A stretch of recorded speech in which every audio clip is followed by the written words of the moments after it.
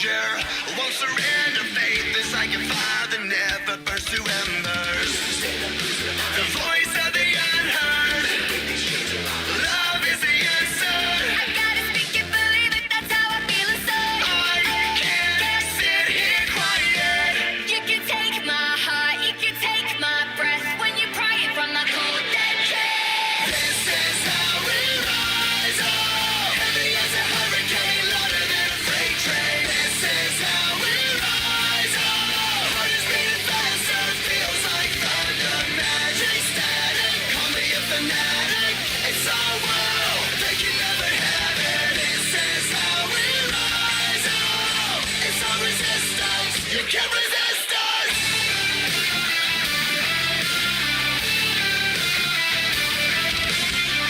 Can you hear me? Are you listening? Sleeping and the shadows could be making history. Through the fire, on the water, used to be a slave, but now you are a conqueror. They can take my heart, they can take my breath when they pry it from the cold dead chest. This is how we rise up. Heavy as a hurricane, louder than a freight train. This is how we rise up. Heart is beating faster, feels like thunder. Magic static, call me a fanatic. It's our world, they can never have it. This is how we rise up. It's our resistance, you can't resist us. Up, up, up, up, up. We're rising up, up, up, up, up. Rising up, up, up, up, up. We're rising up, up, up, up, up. Rising up, up, up, up, up. We're rising up, up, up, up, up. This is how we rise up. It's our resistance. You can't resist us. This is how we rise up. Heavy as a hurricane, louder than a freight train. This is how we rise up. Heart is beating faster, feels like thunder. Magic static, call me a fanatic. It's our world, they can never have it. This is how we rise up. It's our resistance, you can't resist us.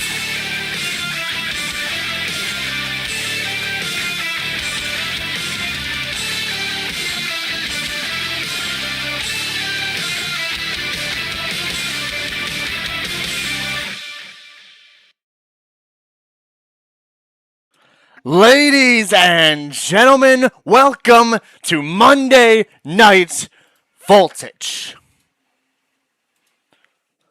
How's everybody doing?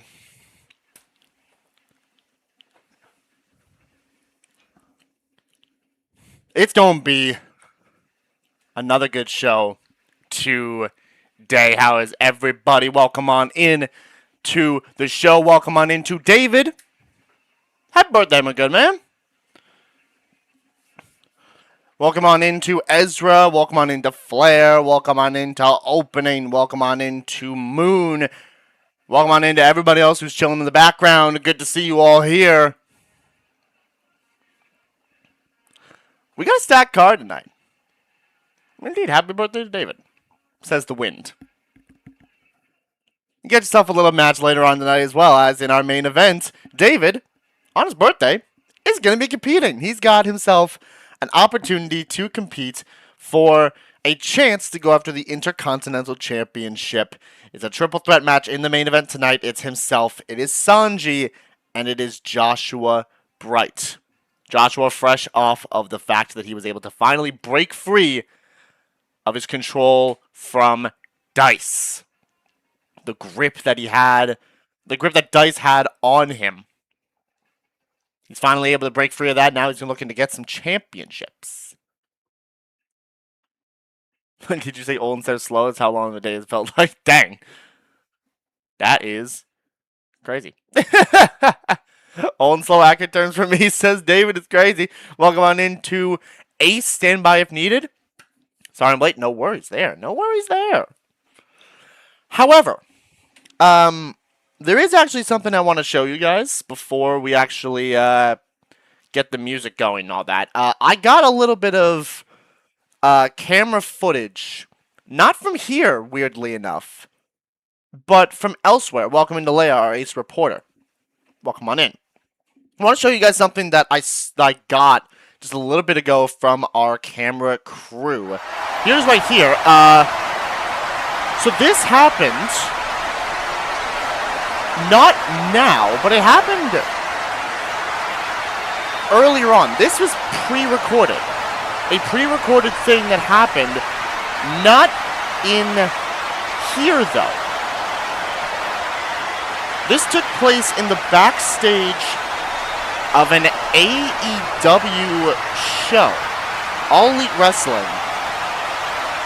Obviously, you know, Kenny Omega working, of course, for All Elite Wrestling. I believe he's their champion there as well.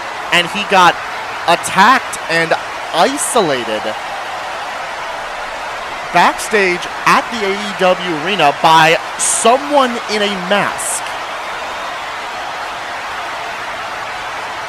Somebody was traveling and then just nastily just dropped him with a reverse DDT. Didn't even go through the table, just dropped him on the table. And the camera just cut out from there. And safe to say, we're going to look into investigations on what on earth that was. Because, albeit the fact that Kenny has just been assaulted off of GWE property is at some points not our concern, but also he is a contracted GWE superstar. So we do have to look into this. So we are going to get the time to look into this. We're going to have some of the team working through. We're going to figure out who on earth did that.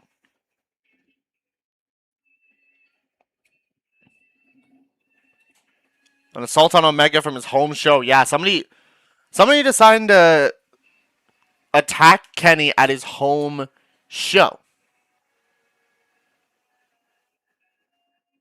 So, you know. You never know what... I don't know who would even have the incentive anymore. I mean, the obvious factor would be Ilya, but I don't know. The obvious factor is Ilya, but he's lost to Kenny twice. I don't see a reason for Ilya to go back after him a third time around. I digress. We're going to have to worry about that in the coming days. So, we're going to figure that out later as well.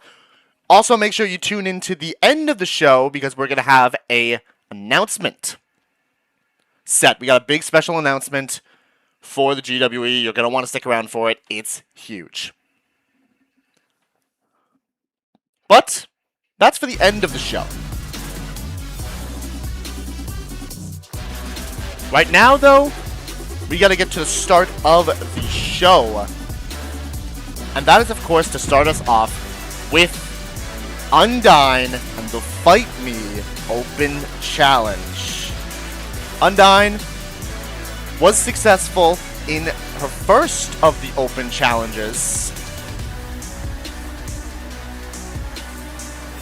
up against Papyrus. Who is it going to be that Undyne is going to have to take on this time around? We've seen what Undyne is capable of doing, getting the job done against Papyrus in a, albeit a pretty insane match, I'm not gonna lie.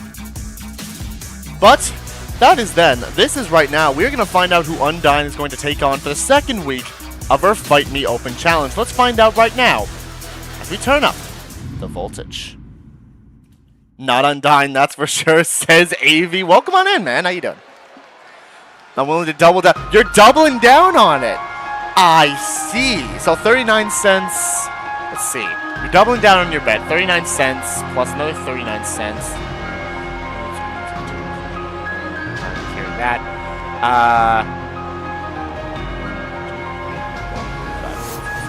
So 78 cents then is what we're looking at here.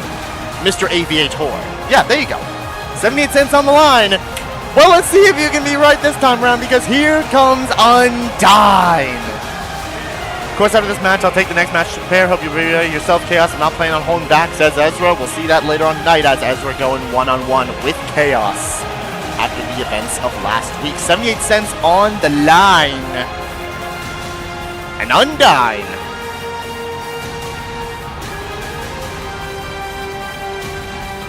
see what you can do this time around. Undyne put away Papyrus the first time around. You gotta think though, matches later on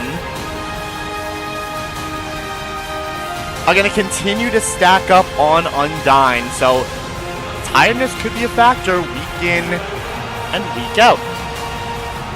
However, this is only match 2, and you never know when it comes to Undyne. Crazy. But let's find out who Undyne is gonna have to pay 78 cents drinks are on me. Well, alright, fair enough. Well, let's see who it's gonna be then. Shall we?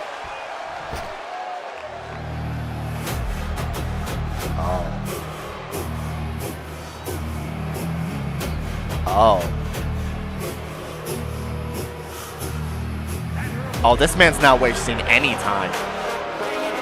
He's not wasting any time in making a name for himself. We saw him last week. It's all sport. James Davenport. He's back again. The big lad. In no time has indeed been wasted. The NASCAR driver is back for more. Davenport. We've seen what that man can do last week. He has one of the nastiest spears I think we ever done seen. And that newcomer, as Ezra says, sure is not satisfied just yet after last week. They're not wasting any time to go into this one. It is Undyne. It is James Davenport. And here we go. Oh, try to spin around the forearm immediately. Yeah, as you are correct, Moon. Undyne does in fact also have a spear, so it is going to be a battle of spears. Cass saying it's like being hit by a literal race car. Considering that is part of his hobby, I would not be surprised. Oh, Davenport grabbing Undyne by the head. Will all be satisfied when he turns left on Undyne. Those left turns, I mean, he moved around like that. That was kind of like a semi-left turn there. Almost. He kind of like, maybe more of a U-turn than a left turn, but hey, close enough. As Undyne now grabbing the arm of James here and sweeping the leg. Drops him down and quickly into the pin. On to Davenport. Just one though. It's going to take a whole lot more than that to put down the all-sport. James Davenport, but Undyne's not going to do so right about now. Elbow to the top of the head. And another one, a second time away. Another elbow to the head from Undyne. Davenport James is quickly wanting to make his impact. The win here can make a massive step towards that. They need to be able to get in the head of Undyne here. I can already feel myself being 78 cents richer. I wouldn't say that too soon, Mr. Aviator. But right now, it's never mind. Davenport saying, you know what? I was nice last time. This time, not the case. A little cheap shot to the gut from Davenport and hanging Undyne up to dry. Little slim to the throat, but Undyne right back up immediately. But Davenport right there, sidewalk slamming. I don't know what he was trying to go for there. Tried to go for another forearm. Undyne slapping across the face of Davenport into a back suplex, but he rolls quickly out of the ring. James needing to get his footing. Oh, Undyne's playing with her food right now. Undyne just slapped the taste out of James Davenport again. Flying in. Oh, Undyne. Maybe you shouldn't be playing with your food, Undyne. I'm gonna tell you what. Like that didn't exactly that worked the second time around. That senton did not land. You did not have the distance for that. To be fair, you are a fish in armor. Oh! Hey, you know who didn't? Oh my gosh. You know who didn't miss though? James Davenport. But two things just happened at the same time. One, dive into the outside. Two, Davenport rages up. Three, Undyne burns adrenaline. Adrenaline is in the soul of the captain of the Royal Guard, but Davenport's got a finisher built up now. Up and down, back suplex. Right to all sport, and Undyne going to the legs. You weaken that vertical base of James Davenport, you're not going to be able to hit all those big moves. The match has indeed sped up, but Davenport's starting to get up, and you don't want to be anywhere of a distance when you're up against him, because that's a NASCAR driver directly to Undyne. But it's not resiliency, it's just a 2 count. Off the ropes again, slams Undyne down, gets rid of that adrenaline rush bar. Went for a clothesline. Davenport gets turned around though. Undyne, no. Reversal of the attempts of that triple German suplex. Counter though from Undyne. Up on the shoulders. Now countered by James now. Goes under and chops at the leg. Speaking of Davenport, while I don't have to use the app myself, I have heard from Instagram one of his opponents, Jay Danger, ain't too happy with how his debut went. I would not be fully surprised after what happened in that fatal 4-way, but Davenport dropping Undyne with a little victory lane right into the cover for a second time, and it's not resiliency on Undyne.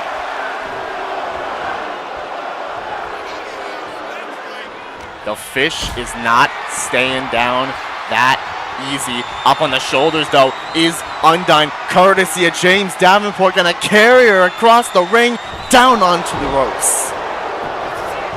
Oh, directly into a pinfall right afterwards. Goodness me, that was a 1 count. Sharp.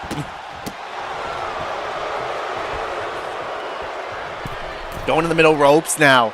Davenport looking to take to the skies, and he went for a mid-rope NASCAR driver. Probably wasn't gonna be as effective as the ones he normally does, but that one could have done a little bit of damage. But Undyne now tuning up the band, looking for a little super kick. Sweet chin music delivered from Undyne. But only 2. Except James, you are in a bad position because Undyne looking spear of justice. The spear of justice connects onto James into the pin. That is resiliency on all sport James Davenport. Going off the ropes. Undyne flipping down onto the shoulder of the armor with the neck. Oh, Davenport trying to go to a quick roll-up. Quick roll-up on Undyne. Kick out at 2 though. Tried to snatch it. Undyne not gonna stay down just yet. Davenport now calling for Undyne to get back up. Punch to the face and a couple knee strikes right afterwards. Davenport's got a signature built up. Gonna use his speed to his advantage. Big boot. And Undyne's got to roll to the outside. But we know that Davenport can fly. It's a question of if he's going to do that. And he doesn't. Instead just goes to the outside. Waits for Undyne. No. Undyne tossed him away. Be kicked right back up. Davenport calling. Look at this power bomb position and just drops Undyne with that power bomb. Grabbing Undyne now by the foot and now by the arms. The arm of Undyne getting bent back with the armor. That's going to do not as much damage as someone who does not have armor on, but still going to do enough. Maybe try to rip the armor off of Undyne. But Davenport trying to get her back up. No, turned around. And the true hero looking to set Davenport up here. Dragon sleeper. Or really a fish sleeper. Locked in on Davenport. Gets a couple shots to the head. The only part of Undyne that does not have any armor, as I've mentioned before. Oh, reversal of the Irish whip into Lorenzo. Backed up there. And Davenport going flying in. NASCAR driver. And that is resiliency on Undyne. I tell you what, that man can hit that thing from out of absolutely nowhere. He's just that insane. He's got a signature built up now. Oh no, doesn't get it the first time, but gets it this time. Davenport catches Undyne into the pin. Not over just yet. But now it might be up on the shoulders. Victory Lane puts himself in between the ropes and Undyne into the cover, and James Davenport impresses.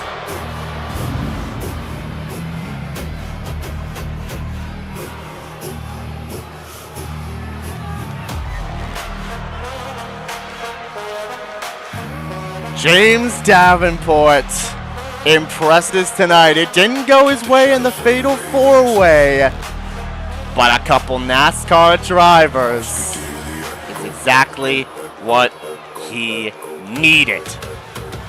He came to fight, he got that fight, and he put Undyne down. But it took a bit. It took 2 NASCAR drivers and 2 victory lanes to put Undyne down. The equivalent again, first during the final lap. Always gotta love fights between people like these two. Undyne did a spirit of justice.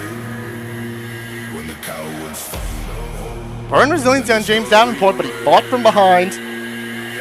Kept going. And got it done.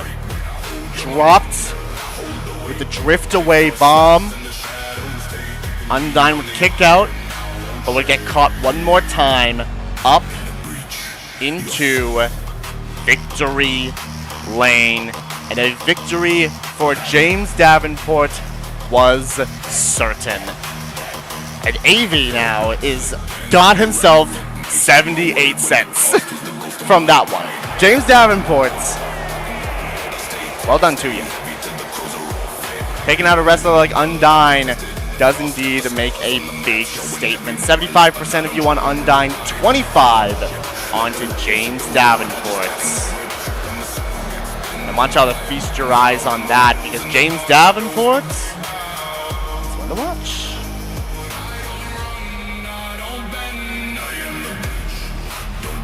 One to watch, y'all. Let's move on, shall we? Congratulations to him. What a job well done for James Davenport. But now, it's Fatal 4-Way time. And weirdly enough, we're going from a man with a nasty spear to another man with a nasty spear who's in this Fatal 4-Way match. As we will see Tartaros in this Fatal 4-Way match. Representing Statement, we will see Neo.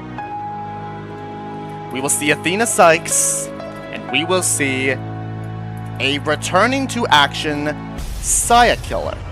Been a minute since we've seen Saya. Ever since he had the opportunity to get the Intercontinental Championship, he fell short. But he's got a little chance now to bring everything back around in his favor in this Fatal 4-Way matchup. It's an intergender brawl. Could we see a big win on his return for Saya? Could we see momentum continue for Tartaros and Statement? Or could Athena or Neo manage to pick up a big win for themselves? Let's find out right now, shall we? It is Athena, it is Saya, it is Tartaros, it is Neo. Right about now.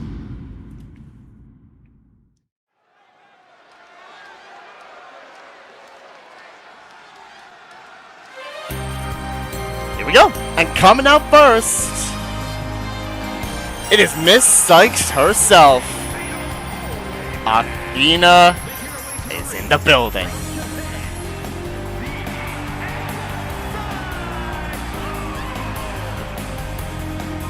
Athena Cykes has been trying to show off a little bit as of late. Tried to get herself to right to reign, compete for the women's championship. That, of course, was inside of the Elimination Chamber. That was, of course, won by Cloverfield, who, as we obviously know, did not put up the job well done over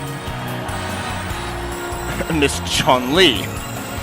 You know, Chun-Li is just that much of a beast.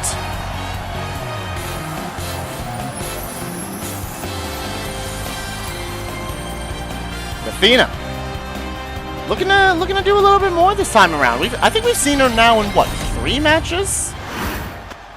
Let's see if she can get it done this time around. Because out next, folks, he's looking to take it all. It is Sayakiller.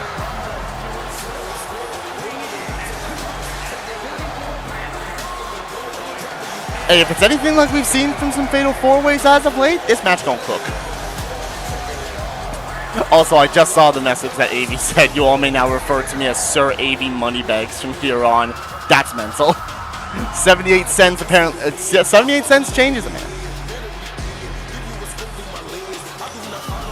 For AV specifically. We love to see it.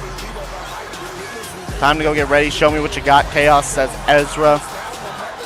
And that's pretty much all, actually, that I can catch up on with the chat over here. Saya had the opportunity to get the Intercontinental Championship as he got his opportunity through the Turkey Bowl brawl at Kingdom Come. Took the shot against Will Ospreay for the Intercontinental Championship, but ultimately fell short. We have not seen him since then. He's been training, he's been looking to get stronger, he's been looking to get better. Can he prove that he's gotten better tonight? He won a Fatal 4-Way to get that Intercontinental Championship shot as well.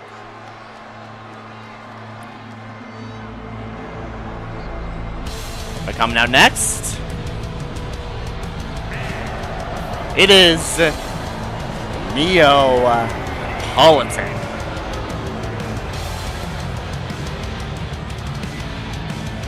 We've seen Neo sparsely as of late. I don't know why, but every time I've been seeing Neo, or at least the GM has been seeing Neo, Puns and Roses aren't in the building. And every time Puns and Roses are seen in the building, Neo's not in the building.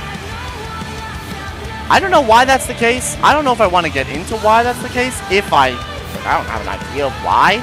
But hey, maybe they just show up at random times. Who knows? Maybe it's like a universe thing. I don't know. Not my responsibility. I just commentate the matches. Neapolitan. She's got a devastating knee strike. She's got a devastating neck breaker. And a big chance tonight. Just like everyone else in this matchup and coming out last in this matchup. We've seen Athena, we've seen Saya, we've seen Neo. And finally, representing statements, here comes Tartaros.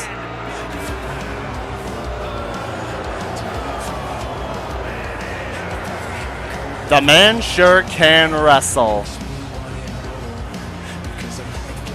And he's been proving it with statement this whole time. He has built that faction.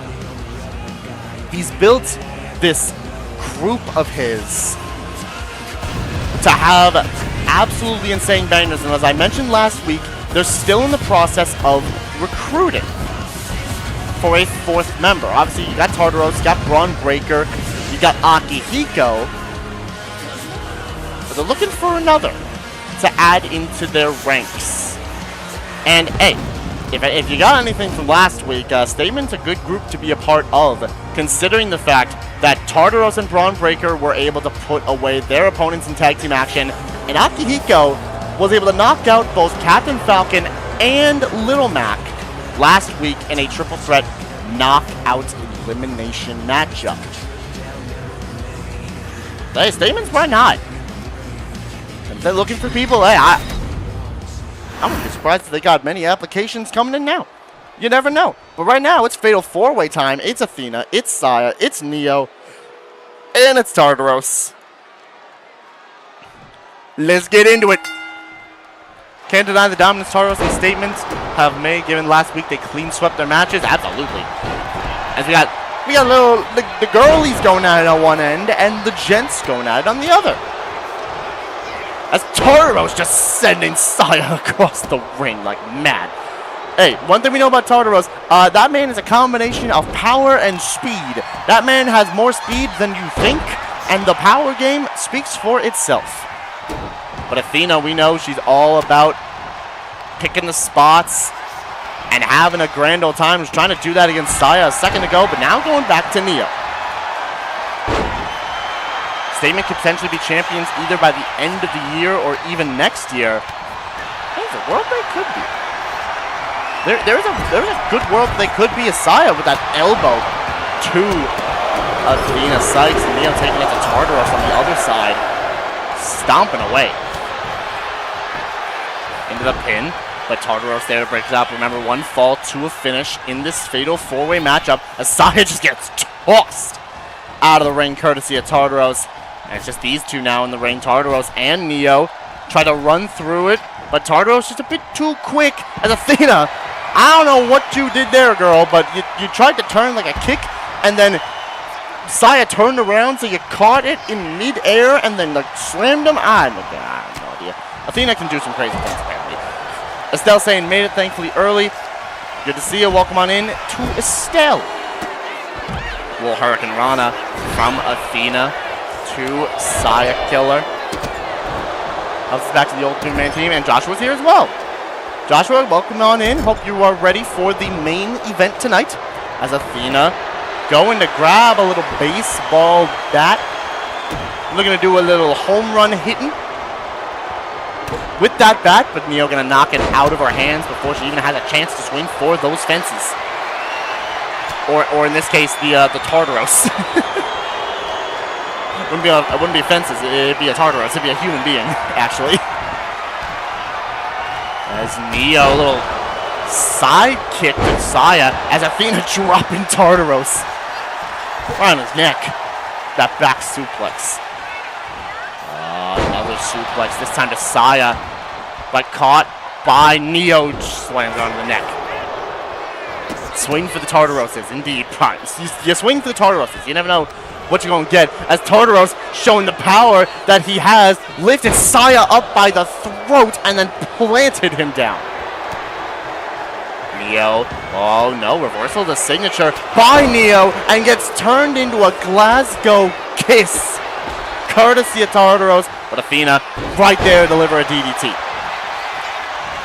Saya rages up, breaks up the pin. And now everybody except for Neo has something in the tank. Oh, Saya quickly into a roll up, but the ref doesn't even get down to position before Athena kicks out. Oh no! Oh boy! Oh, Neo dead! That's a spear! That's a highway to hell! From Tartaros. As a bunch of things just happened. I looked away for 1 second to check the chat, and I think a cosmic reading was hit onto Tartaros. A spiral tap might have been hit onto Neo or something. So many things just happened all at once, and Athena's grabbing another weapon. And it's a kendo stick this time around. Neo getting the advantage, little ground and pound to Athena. Now Saya looking to grab a weapon, and he's got himself a little, oh my gosh! A little sledgehammer, and then just kind of killed Neo with it. Just tossed it in Neo's head. Shoulder tackle from Tartaros right to Saya. I don't know what Athena got nailed with over there, but Tartaros and Saya both went into pins. Both of them kicked out. That was crazy. Yeah, apparently this might be the speedrun edition of GWE. They saw James Davenport and they said, oh, okay, it's a speedrun date. Oh my, Athena with a rolling wheel kick. And she is fired up after that. Does get caught though by Tartaros, who uses that kendo stick and jab it into Athena. And then wails it away on Saya with it. Into the pin right afterwards. Neo sliding back in, not gonna make it though. And Saya has to kick out. Tartaros the only one now with a finisher, but Athena taking it to Neo with that uppercut right to the hat. Off the ropes from Athena. German suplex to Saya. I thought his head hit the baseball bat for a second. Thankfully, I think he just missed it by like mere inches. Oh no! Tartaros saw the target and was like, oh, okay, hold on a minute. Athena just gets cut in half. Highway to hell, and Athena's got to burn resiliency. Off the ropes, but caught by Saya. Gets ricocheted off by Neo. Sent to the corner. Tartaros. Saya kind of dipped and dodged out of the way of whatever Tartaros was going for. Couple elbows in. Athena now is a target in this match. The only one to burn resiliency at this current point in time as an uppercut lands from Neo. And then, Tartaros is on it. Tartaros just grabbed Neo by the throat and slammed her. Not even a choke slam, just slammed her in the mat. Into the pin, no, broken up by Tartaros, who slams Athena back down and focuses attention to Saya. The reversal. He got back up and he turned straight to Athena. Off the ropes, underneath, turns attention right back to Athena. And Saya drops Neo. The psychic bending lands from Saya, and now Tartaros looking for the headbutt. Instead, that aura constriction locked in and broken up by Tartaros. Goodness, German suplex, and you see his gut. His gut hit the kendo stick. Saya's gut hit the kendo stick on the fall. And Tartaros has stunned him. And Neo's just been taking unprotected sledgehammer shots to the head. First by Saya, now by Athena. Oh, swept the kendo stick, and Athena popped her head into the air and then bopped Tartaros on the nose. Turning Neo around, reversible finisher though by Neo, sending Athena to the corner. Sledgehammer, but Athena out of the way. Doesn't get out of the way the second time. Now Tartaros, Neo saying, how do you like it? Gets a sledgehammer right to the head. Oh, Neo though, a little bookend.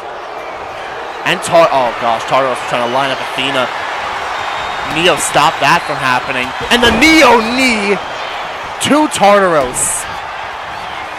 And then the Neo neck breaker to Athena with everyone else down. But Saya's gonna get back up in time. Saves the match for everyone in it. Athena. Neo, he's still right there. What do you mean? Trying to go for the pin on Tartaros as well. But Saya was still there. Oh, a couple combos, kicks from Saya. Forearm. Tartaros with adrenaline that he has deposited directly into his soul. Punch from Athena.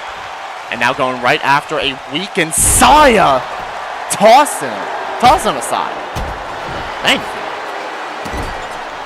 She might be the only one to have burned resiliency, but she got some. She kind of showing. She's kind of showing out a little bit here, y'all. Neo sending Saya away. One shot that Athena using freeze. Athena using freeze on Tartaros. Showed a little bit of mercy for a second there, and Athena's going to capitalize on that situation, going a little mood swing. And directly into the pinfall. Saya's too busy with Neo, and Tartaros has to burn resiliency. A smart move from Athena Cykes. Oh, directly into the pinfall again. On Tartaros, but Saya this time is there. This time he's there. But is Tartaros going to be there to break up this roll-up on Athena? Didn't need it. Oh! He didn't need it, and then he highway to hell, Neo. Broken up by Athena. Tossed aside by Saya.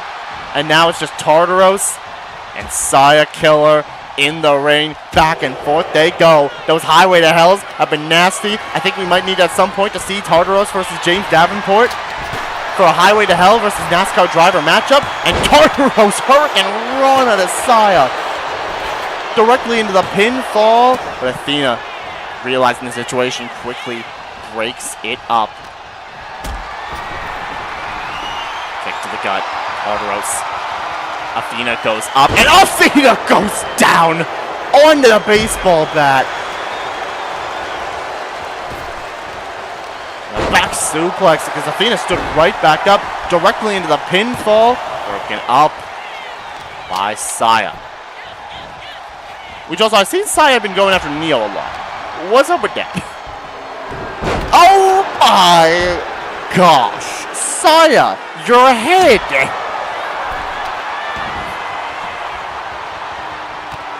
Your head hit the kendo stick with that dragon suplex. Oh my gosh, man. Chill.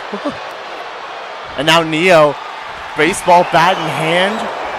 A shot to Saya. And a shot to Athena. But Tartaros is there. Up goes Neo and directly into the turnbuckle. Tartaros grabbing that kendo stick and breaks it over Neo's head. What's with everybody getting something hit on their head recently? Into the cover. Broken up by Athena. Rolling wheel kick to Saya. Moonsault by Tartaros is avoided as Neo backs up with that clothesline. And Athena's going up top. But Saya's stirring. Saya is stirring. Neo's trying to steal the finish.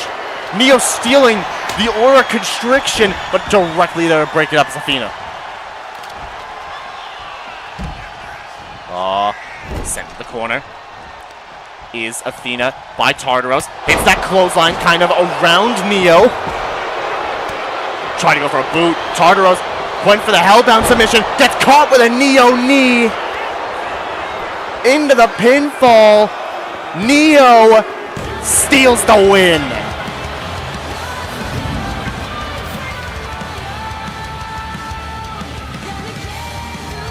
The Neo knee catches Tartaros.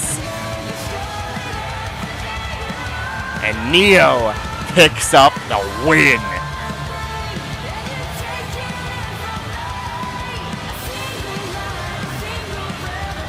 What a job done from these four.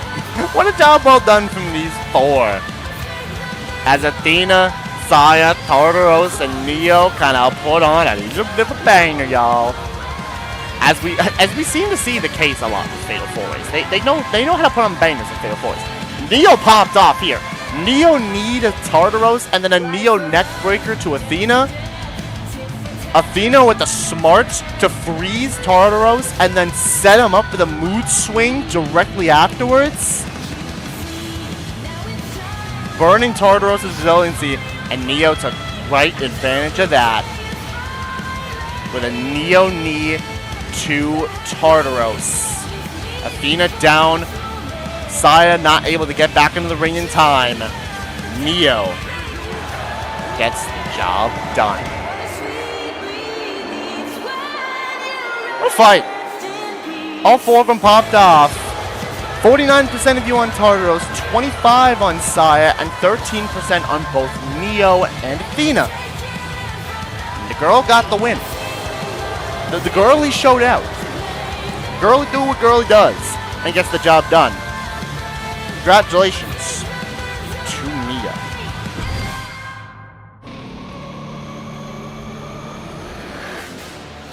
Well, now it's about that time. Cho is saying, honestly, Ezra's cool and helped me out a ton, but I gotta vote Chaos here since she's my bandmate's grandma, says Shota. As we are gonna see that. Up next, it is Chaos. It is Ezra. The Ironheart champion stuck their nose into Chaos' business last week against Sayori. Sayori was already dominating the matchup, and then just to rub a little salt in the wounds, it seemed, Ezra decided to come out, distract Chaos, and allowed Sayori to pick up the win over Chaos. Saying no hard feelings there, bringing on Chaos. And we want to see what gets done. It is the chaotic being versus the savior. It is Chaos. And it is Ezra. Y'all don't know how close I was to typing out Urza. Wrong person. As Chaos, Ezra, they set to go one-on-one. Are we going to see a repeat of what Ezra had done against many other competitors before? Or is Chaos going to have an answer? Hold on, why am I getting a call? Yo! What's good?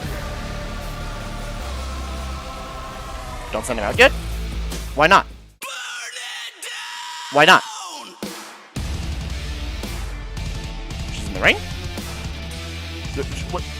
She dumped the bear? What are you talking about? Give me cameras. Give me cameras. Who jumped it? Who's in the ring? Maki. Oh, of course. Yeah. Cameras, get me on them, man. Yeah. Perfect. Awesome.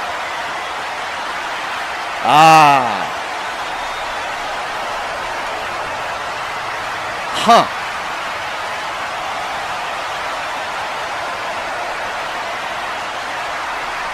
Well, this makes sense. You gone around making my life miserable for too long to just be done at Dominik. I need to put you down.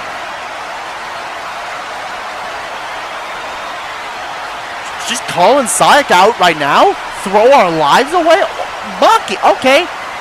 Hey, if we can get a one-on-one matchup with Maki and Sayaka, settle this now, hey, I'm down for that. Or we're not.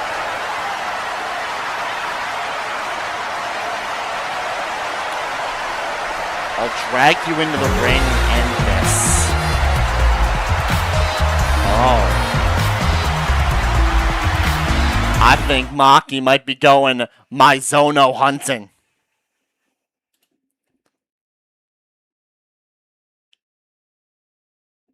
Maki might be going Mizono hunting. Let's get into the matchup. Area's cleared now. Maki just tossed a microphone. But here we go, I guess. Maki's going Sayaka hunting. And honestly, wipe my hands clean of that, fine by me. I got no reason to be mad about that. Go get her, Maki.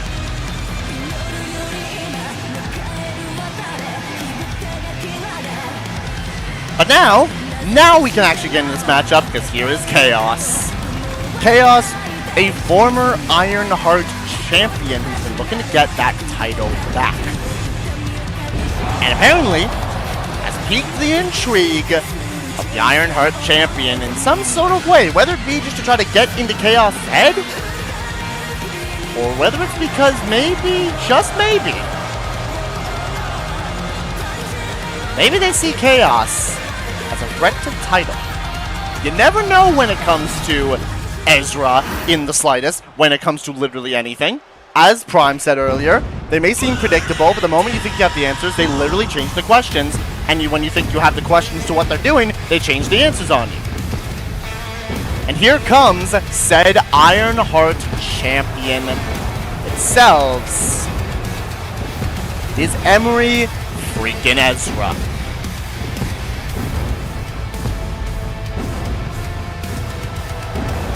This all started because of last week. Everything that happened in the matchup between Sayori and Chaos. Chaos said, well, we're not going to wait around. We're not going to wait around until you see it fit. We're going to do it now. We're going to deal with this now. One-on-one, me and you. We're going to settle this before we even need to worry about it in the future. Chaos and Ezra. Let's go toe-to-toe. One-on-one right now. The champ is here.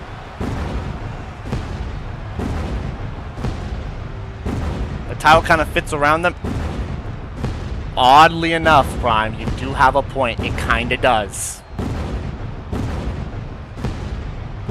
It kind of does. I am not gonna lie with you right now. I don't want to stroke the ego of Ezra anymore, but hey, looks pretty good. I'll say that for sure. But let's get into this one-on-one matchup. It's Chaos. It's Ezra. Clarabelle calling this one. Let's go. And a drop kick immediately from Ezra. Again, something we've seen before. We've seen Ezra slow things down at the start of the match. We've seen Ezra pick things up early at the start of the match. And this time around, they're going with the fast-paced approach. Oh, Chaos, though, looking to do regular old Chaos things. That's standard Chaos offense with a drop kick from the corner. Doing it early and then a hip attack. And then a hip attack right to the side of the head. And just like that, the second that it started to get fast, and the second Ezra started to get on the back foot, they immediately slow the match down.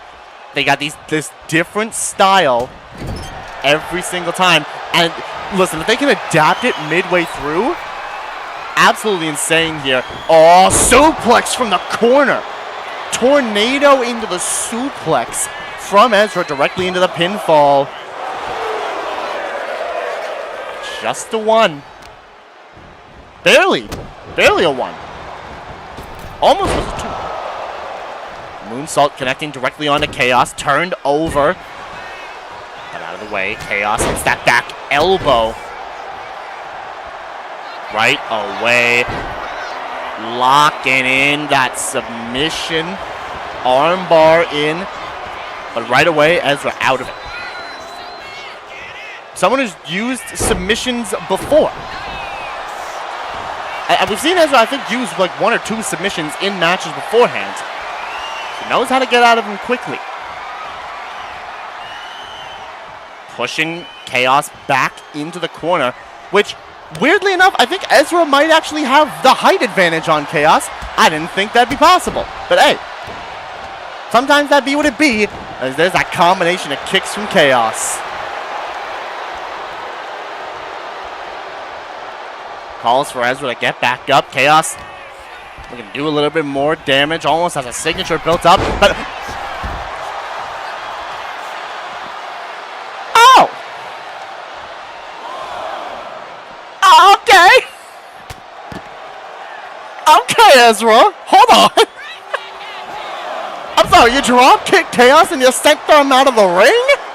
Okay. I thought you were going to pull up short with that drop kick. No, you landed that perfectly to send Chaos over the top ropes. But Chaos not going to take that kindly drop kick of her own. Right into the pinfall.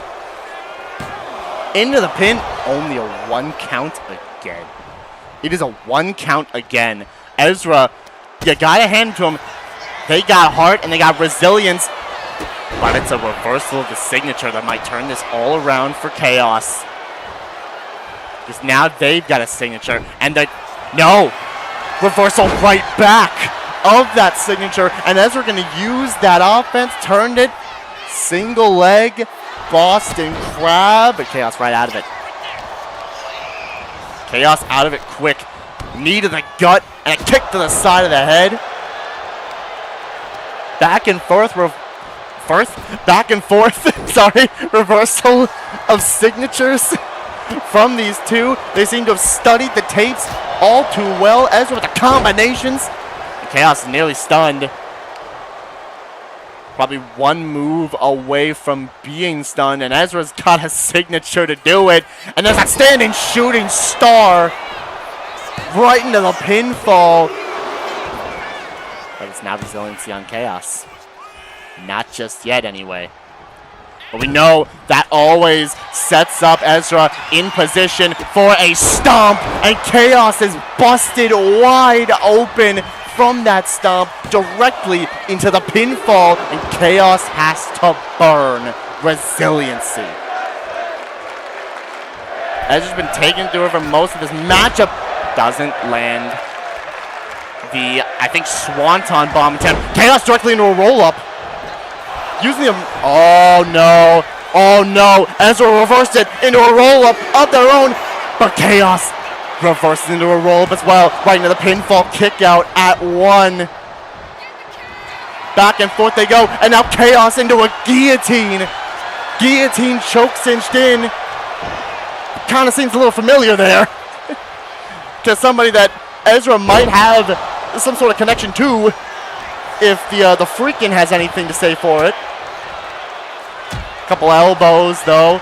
Drop kick does land. Chaos rolls directly out of the ring, and Ezra taking the time to taunt. But maybe taunting isn't what they need to do right now. Maybe it's right now having to focus up on Chaos, who has a finisher built up right now. Clothesline to the back of the head of Ezra, and right back in the pinfall again.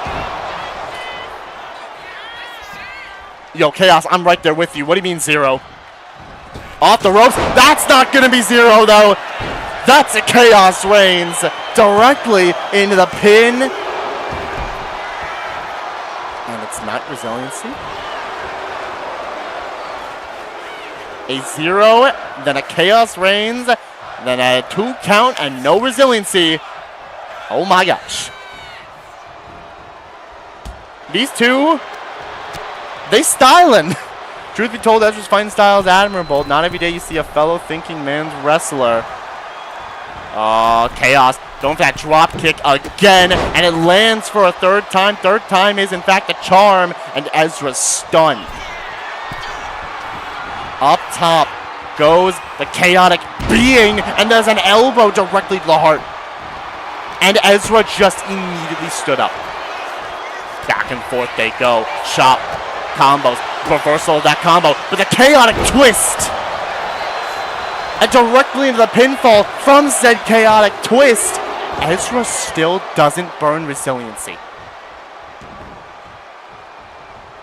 But Ezra does not want to be there in that spot when you're up against Chaos.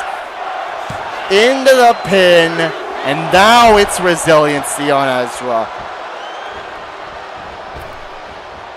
That supernova hip attack finally burns resiliency on Ezra, and a kick to the chest.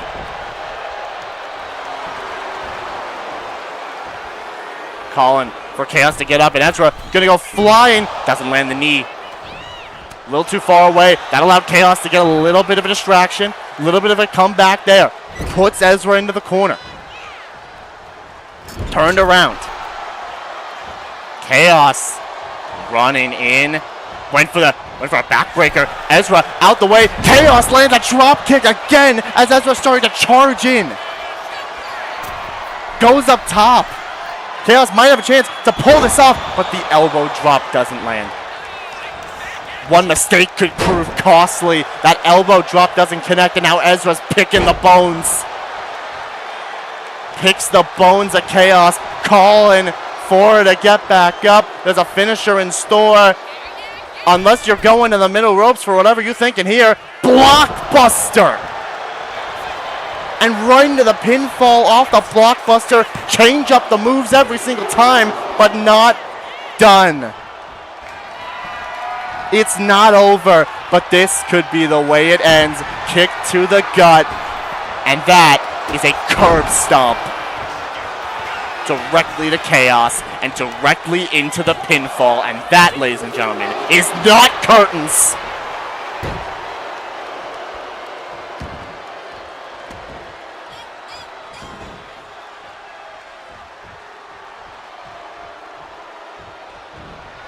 Y'all gotta remember that Chaos is a former Ironheart champion in their own right, and that's a signature reverse, and Chaos is gonna turn that thing around. Chaotic twist. Chaotic twist to Ezra, and right into the pinfall. Is that gonna be enough to put the champion down? It's not. It's not, though. This has been a barn burner of a match, and Ezra's too close. Chaos was going for the cosmic reading, but Ezra was too close. Kicks. Kick to the side of the head. Now Ezra might not be too close anymore, and Chaos is sizing it up, looking for a cosmic reading. Busts Ezra open. Ladies and gentlemen, that's the end of this matchup. Chaos puts away the champion.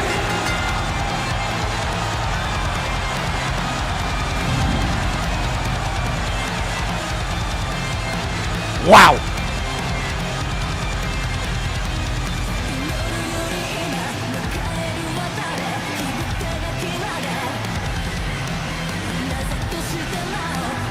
There's a way. When there is a will, there is a way. And we now know Ezra can bleed. The former shows she's not done with things just yet. But seriously, wind, you dang right. Holy moly. A stomp directly to Chaos, and we thought it was the end of the match. But Chaos said, oh no, no, no, no. I'm not done here just yet. And right there, tried to go for a signature. I think that might have been a superplex attempt. But Chaos with a chaotic twist. Couldn't get enough positioning for the cosmic reading the first time. Got Ezra just a little bit further away.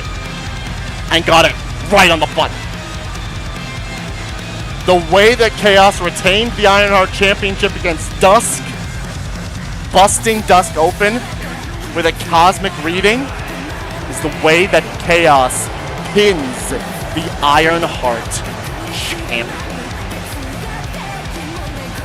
Chaos did in fact beat the champ, but oh boy, did she have to work for it. They had Chaos on the ropes for the rest of the match. Absolutely, we cannot ignore that. We cannot ignore that banger. I'ma tell you what, we might need to see that again, because oh my goodness, those two cooked. Congratulations to Chaos. 33% if you want Chaos, and a number I will not say on Ezra. Let's go ahead and move on, shall we? Oh my goodness. What a match. What a matchup that was. Yeah, they came to play alright. Like, dang. They came to play alright. But now, I don't know how to feel about this next match. I'm gonna be honest. I don't know how to feel about this next matchup. It's singles action. Ochako Uraraka picked up the victory at Right Terrain over Bayonetta. Is wanting to move on from the Obsidian Order.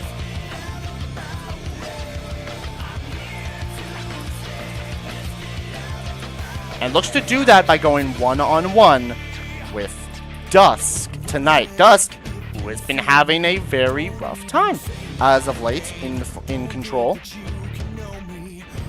Not been able to get any form of momentum for themselves, and Uraraka starting to pick up said momentum. Is that going to be the way that Uraraka can keep going and maybe try to find her way to a championship opportunity? Hey, you never know. We're just going to have to find out, shall we? It's one-on-one. It's Ochako. It's Dusk. As we turn up the voltage. And here we go. Ochako.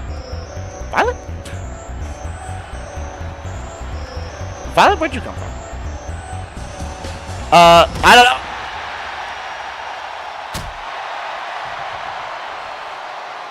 Oh my gosh. 「 Ringmaster 」 !! 」 !! 」 !! 」 !! 」 !! 」 !! 」 !! 」 !! 」 !! 」 !! 」 !! 」 !! 」 !! 」 !! 」 !! 」 !! 」 !! 」 !!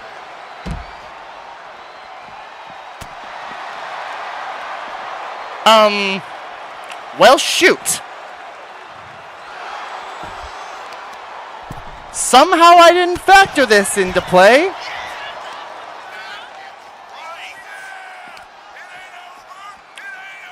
I shouldn't be surprised. I don't think she's done with Ochako. Bayonetta is not done. Oh my gosh. I mean, like, I don't know what Violet was doing in the ring, y'all. Violet was setting up for the match later on. Violet's got a match later on tonight. Did Violet just forget when her match was or something? Did Violet think her match was now? Either way, Violet's out of there now. Thank goodness. Bayonetta stalking Ochako.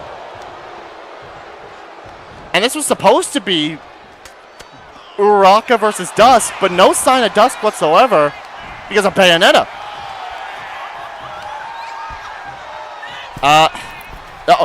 Ochako! I was about to say, I gotta freaking end the poll already, y'all, because I don't think the match is happening. But she just hit a freaking springboard cutter. Yeah, I don't think the match is happening. I'm sorry, y'all. We're not gonna get Dusk versus Uraraka because these two just said hatred. Screw it. And a clothesline from Bayonetta. And they're just brawling. They're just brawling.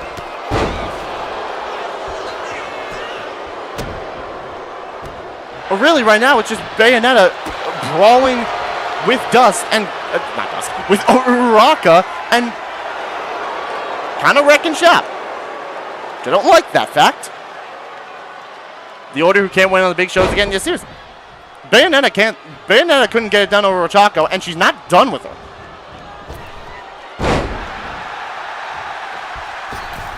Oh, Uraraka's trying, but Bayonetta just keeps getting out of the way. Every time. And Bayo with a clothesline. Right to Uraraka. The back suplex. But Uraraka is defiant. She's standing up. She's still going. With everything that she possibly can, but might just get sat down. Uranagi. From Bayonetta to Uraraka. And stomps on Ochako. Locking in a submission. Just grabbing at the face. But Uraraka keeps fighting back. Trying to fight back, pushes Bayonetta off.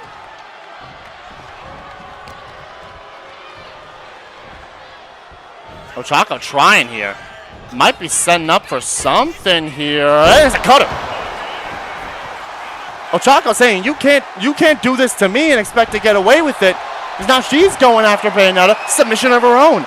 Locking it down, going right after the face of Bayonetta. But, I don't know how long that's going to last. Bayonetta's got to rock up on shoulders.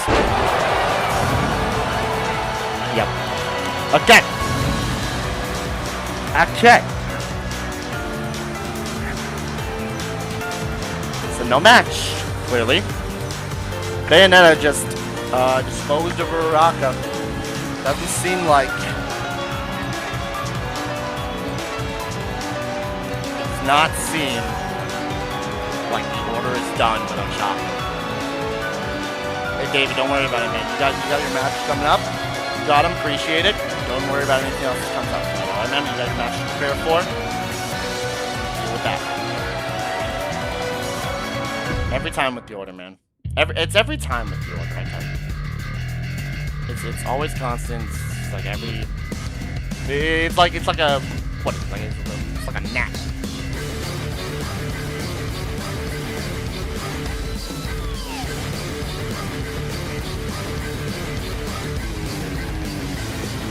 Like a gnat on the friggin' somewhere, I don't know. Either way, let's not worry about that.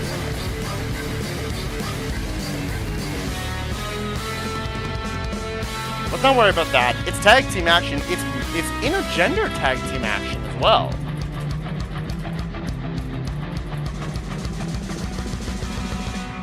Also, Dusk, we've already seen that. You lost. Big deal. Move on. You already had that shot. You didn't win, I'm gonna tell you what. Either way, not my place to say anything. True style. Ryu and Ken, they went at it 2-on-2. They're going 2-on-2 tonight. They went 1-on-1 last week, with Ryu picking up a massive victory for True Style in that 1-on-1 match against one another.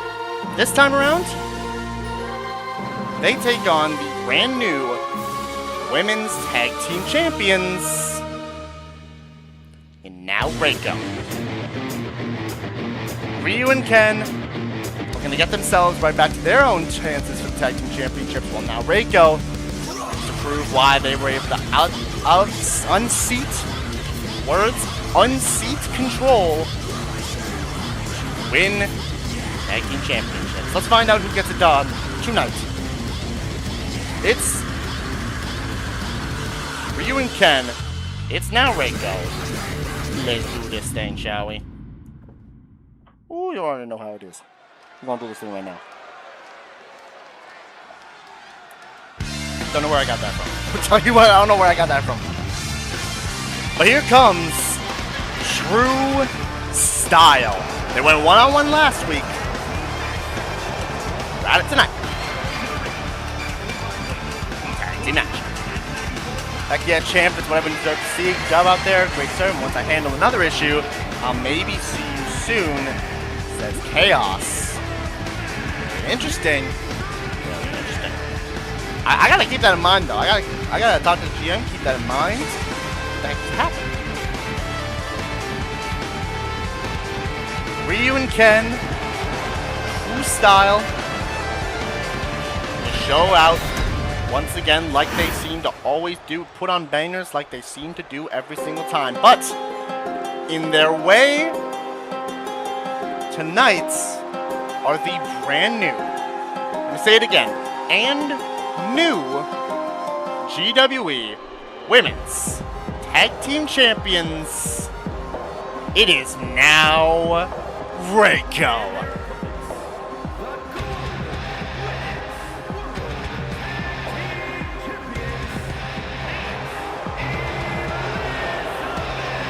NaoReko unseated Control at right to reign in an absolute barn burner of a tag team match to capture the tag team championships.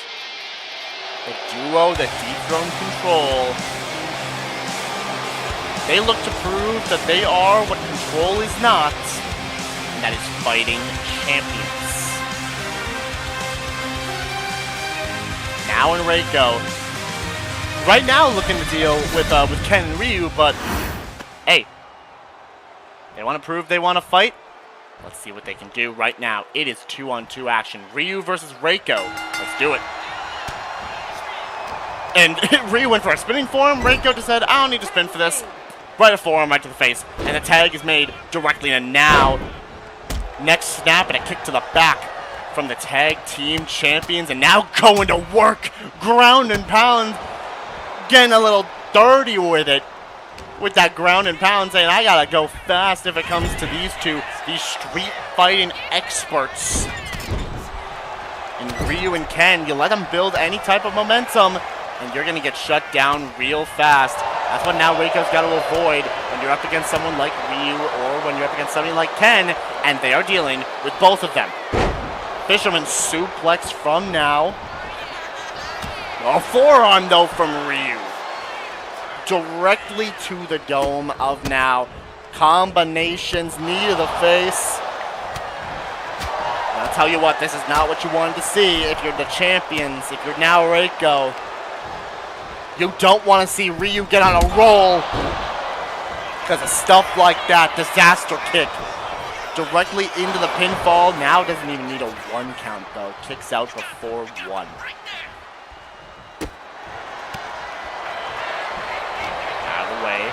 Now, into the corner. Goes Ryu, trying to make the tag. That's reversed. Oh, off the ropes. No, reversal of the Irish Whip, actually. from now and sends Ryu back into his own corner. No. Trying to lift now up, but using the agility to get out of it. Chop block right to the leg. From now, a quick reversal of the Irish whip, sending now into her own corner. Not going for a tag, instead goes for a knee. Directly to the face of Now, and then goes into the tag. Here comes Ken. Ken Masters. Looking to take it to Now. It's kind of funny. Now is wearing yellow, blondish gear and has red hair. Ken is wearing red gear and has blonde hair. I don't know why I made that reference, but I just saw that and it's kind of funny. Tag made NaoReko. Stop dropping the axe handle onto the arm of Ken. And a suplex lands. Ken directly back up though. Using that quick offense, kick to the face. Color placement inversion is indeed the truth. Says Prime. That is indeed what is happening right now. As NaoReko, up goes Ken and down goes Ken. Not stunned just yet though. Not gonna be.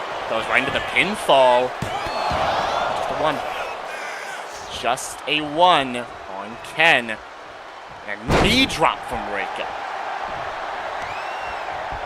One of the first times I think we've actually seen an intergender tag team match. I think we've only seen what? Like 2? Maybe 3? Including this one?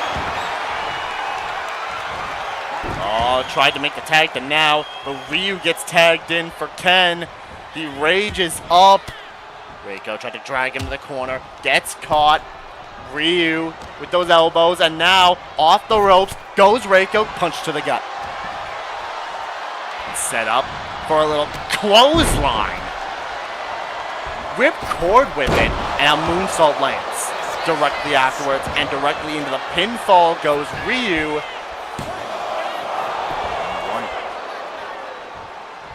But only a count of 1. As Ryu look a Russian leg sweep. 2, NaoReko, and then a knee right to the face. And stomping on the arm right afterwards. Ryu's got a finisher and has basically taken no damage. Send to the corner, kick to the gut. But a reversal of the tag finish by NaoReko. Reversal of the tag team finisher from NaoReko, and now looking to use that to her advantage. A last stand connects. Ryu kicks out at 2. Ryu kicks out at 2. Ken does not come into play to break it up. And now in the corner, NaoReko backing up, running in, counter, no counter actually by Ryu. Instead, NaoReko with a kick and runs in, German suplex, sliding with it. Brilliant maneuver from NaoReko and stops the hot tag from being made. The smarts on NaoReko are coming into play, counter. Though by Ryu. Runs in, goes for that knee. No, not again actually, no. Not going for the knee, instead a clothesline and then an elbow right afterwards. NaoReko very well may need to make a tag. NaoReko has taken a lot of damage. Now is pretty fresh. Into the pinfall off that back fist. NaoReko kicks out. Ryu has a signature built up. Tried to go for a kick, but NaoReko not gonna let that happen. Gets Ryu into the corner. Kick. And the tag made to Now. And what do they send up here? Oh, a little whoa! Wheelbarrow into a cutter from NaoReko. Ken breaks up the pin, but takes the referee out in the process. Now to the middle ropes. Smooth with that combination, but the double axe handle doesn't land. Ryu sends Now directly into the corner. Tag is made to Ken. Off the ropes, double back, body drop. And seeing Ken's in there, saw that Ken made the tag. But now, oh no, out of the way, off the ropes. Oh, running through, tossed. Little arm drag turns around. No, reversal by Ken. Reversal by now. Reversal by Ken. Not a reversal by now. Rage is up. Reversal of the tag finish though by now. Reversal on top of reversal between Ken and now. Elbow to the back. Another one to the back. And another one. 3 shots to the back from Ken. Go into the middle ropes, but Reiko gets the tag in. Now with the smarts. Goes to that hot tag, makes the tag to Reiko. Clothesline, Ken out of the way. Up and down, final cut. These two teams are putting on a little bit of a steamer right about now. They know what they're doing. That's why Ken and Ryu are such a dominant team, and it's why now Reiko are the current tag team champions on the women's side. Sends Reiko down with a couple punches. And the tag is made to Ryu. Ryu, who has a signature built up, and waits for Reiko. Never mind, doesn't wait for Reiko. Instead, slides to the outside to catch Reiko with a massive kick. That Denjin kick from Ryu. Climbs up top. Ryu, the master of the streets. Up and in, up, out and in, out and in. Oh man, Reiko just got absolutely kicked in the side of the head from Ryu. That Hashogeki kick directly into the cover on Reiko, and now is going to have to come in to break that one up.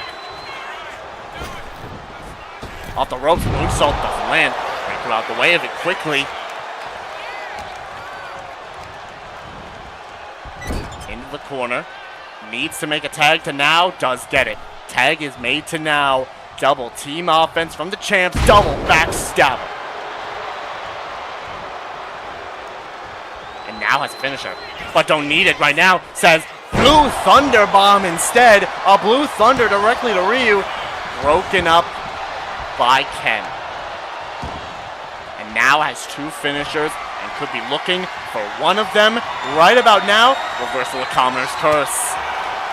Ryu reverses Commoner's Curse into a big boot directly across the jaw of Now, and he's got a finisher because of it. Goes to the corner, tags in Ken, and they're setting up now a little Warriors Way. And directly into the pinfall, Reiko now has to come in to break this one up. No, out of the way. Out of the way now. Combos, like Ken grabbing the arm, but now it's back up. But the tag made to Ryu. Tag is made to Ryu. Try to run at her. Run at him. Ryu. Oh! Kick back of Now directly in the pinfall. Now's got no resiliency. Doesn't need it though. Does not need resiliency. Kicked out at 2. Kick to the side of the head from that arm ring maneuver from Ryu, and tag made to Ken. Ken Masters. We're going to size up Now, but now with that kick, playing a little possum there. Kicks Ken right to the chin and sends him directly into the corner. Counter. Countered by Ken. Forearm lands.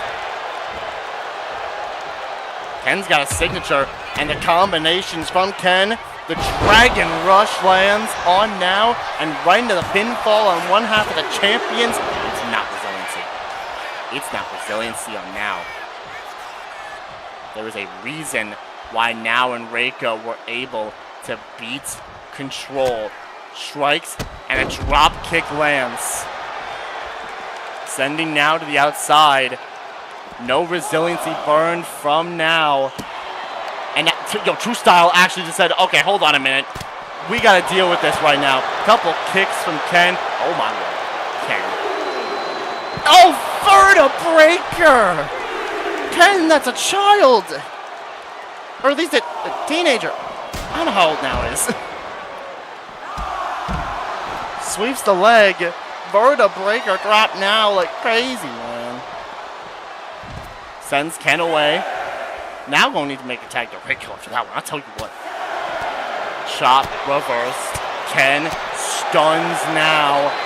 Up and down. Brainbuster! Ken! Goodness, dude! Drop kick though from now. I think used Iron Jaw. Might have used Iron Jaw to get back into this. We're at a count of 11. We got right on the LEDs. I'm sorry, man. Right on the LEDs. Ken sent back from the ring. And now gets back into the ring. Herself. Oh no, she super kicked the ref! I mean, the ref didn't go down, but Ken got in the way and super kicked the ref in the back of the head. But Clarabelle, built different apparently. She stayed standing. What a tag made. In comes Ryu for Warriors Way. Directly into the pinfall. Wait. That was strategic from now. She super kicked the ref to cause a little bit of a slow count, a little bit of delay on the pin as Clarabelle was trying to get back to basis. After that kick to the back of her head, that allowed now to kick out before 2 and didn't have her burn resiliency. Albeit, that was kind of smart from now. Roll through Chaos Theory. Broken up by Ken. And now, just going after Ken, but sent to the outside herself. And Ryu, gonna go after Reiko. Realizing that if now makes the tag, Reiko's pretty fresh. Trying to weaken Reiko as best as he can. Down goes Reiko and now has to deal with Ryu on her own. But a roll up on Ryu. Directly into the pinfall. But Ryu reverses the pressure. Reverses the pressure on now. And that's resiliency burned. Resiliency burned by now. Lariats from Ryu. And I'll tell you what, I think True Style might be getting their groove back. If Ryu can land this. And it's looking like he's gonna. That Shinku driver bridges it perfectly. Reiko can't come in. Ladies and gents, that's the match.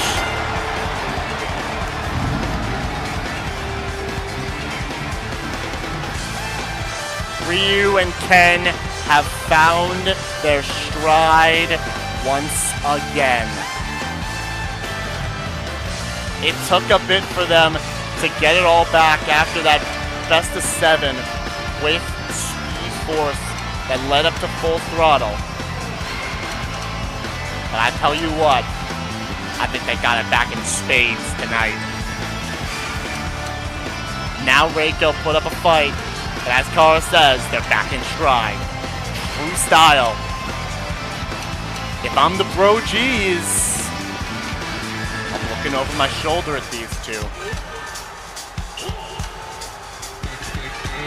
very well be their next challenges. They're not careful. Blue Thunder Bomb from now.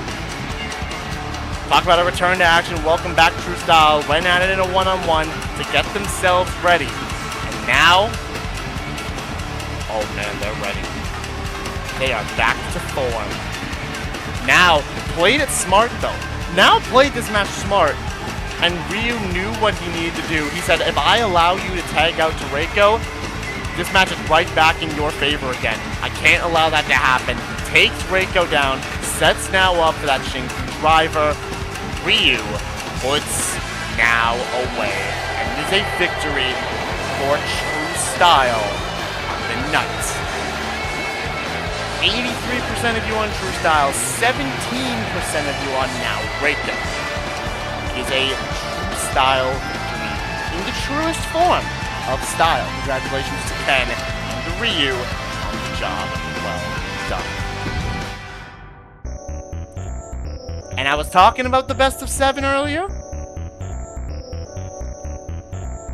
I think it's time we move on to said best of 7.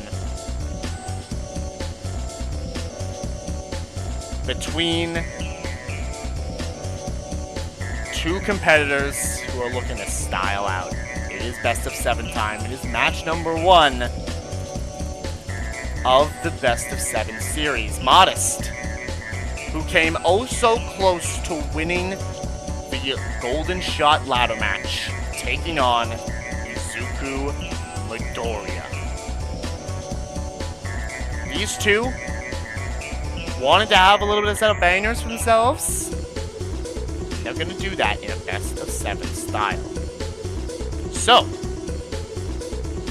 who will get that decisive first win in this best of 7 matchup? And we are going to do that right after I get some water. So I'll be right back.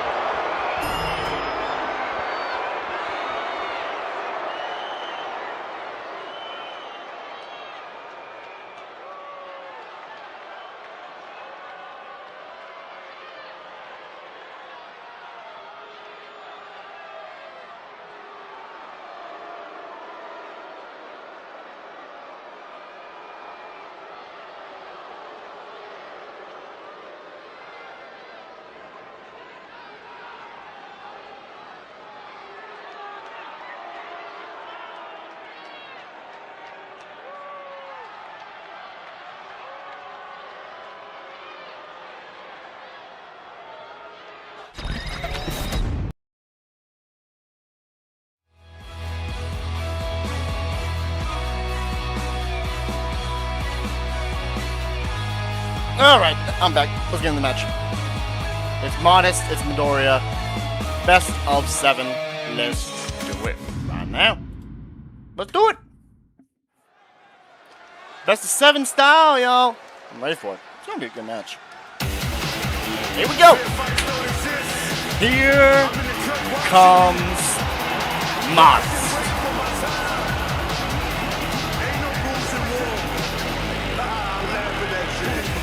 Ready to fight in this best of 7 style match.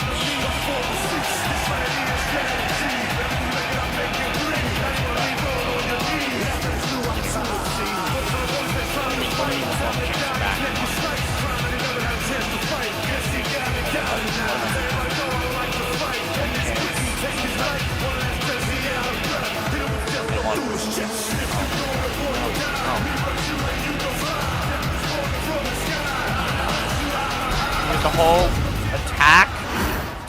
I leave to get water for 1 second. I leave to get water for like a couple minutes, and this happens?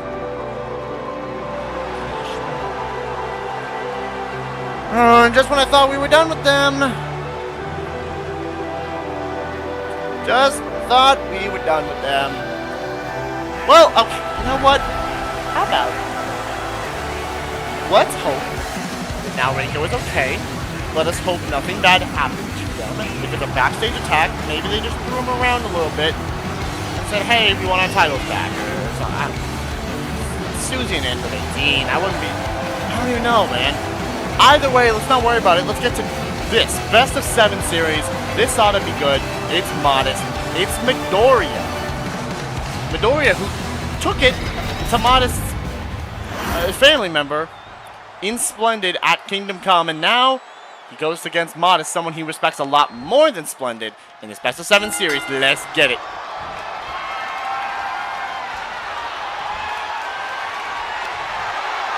I guess they're a bit petty and salty they couldn't keep the titles. You can rewatch the footage. I do know now got chucked off. Not the highest point, but a high spot. Oh, it's definitely not. Okay, it's definitely not what I said earlier. Great. Okay, well. Okay. Man. Make sure NaoReko or hopefully medical facility or something. Either way, we're starting with some chain wrestling with Deku and Modest. We are not just starting with that anymore. We are starting with Deku going high flying. Moonsault directly into Modest off the ropes, hits that enziguri directly to the side of the temple of Modest. Hey, Modest is no slouch, but you're up against a guy who can put you into street tears so fast in Midoriya. Somebody who was here earlier who made 78 cents would call him a green crybaby. But I call him a world-class hero, pro-hero in fact, who put a stop to the Obsidian Order at Kingdom Come. Well, at least we thought they did until, you know, they're still going. They still want to take out Uraraka, apparently. Such is life. Izuku's a powerful warrior, but Modest is not a slouch. He ain't no slouch whatsoever. And he's showing that right now. Little top wrist lock onto Midoriya. Wrenching away on it as well, and Modest taking no advantage, actually. Instead, it's Midoriya who gets the arm around the back of Modest. You can weaken those arms. You weaken both of their big offense. You weaken the Detroit Smash, and you weaken the Quiet Riot that both of them love to do as moves. We've seen Modest squash the so-called leader of the Obsidian Order. I mean, you're not wrong. Yeah, he did absolutely demolish Splendid in his open challenge, which was hilarious. I will be for real. Grabbing at the armor, still chaining between these two. These two trying to put on a little bit of a technical class here. A little expertise in some technical wrestling from these two, which I would not have expected from these striking, fast-paced, offensive people. I was about to say catching people. Catching people. Modest catching the kick of Midoriya, and now going for a little measured violence, and it's starting out quick now into the pin on Midoriya. It's already a count on Midoriya as Modest goes directly to the corner. I said he'd go for it, and he's lining up. He's putting that fist ready to go. Quiet Riot is delivered, and Midoriya has no resiliency, and it's directly into the pinfall, but it's only a 2 count. Doesn't need to burn resiliency whatsoever if you are Izuku Midoriya. But Modest has taken the early stages of this matchup and has run away with it. Climbing up top, Modest flies in, elbow drop to the back. And then a moonsault, but we know when it comes to Modest, that moonsault is his Achilles heel. He can never seem to hit it. And Deku responding with a high-flying offense of his own. Modest popped up. Deku now off the ropes. Goes Deku instead. Modest. Quick offense and a little back suplex onto the hardest part of the ring. Watch out to grab the legs. Deku counters away. Arm drag. Modest nearly hit the steps on his way down. But instead, Midoriya German suplexes him across the ring. Oh, reversal again by Modest this time around.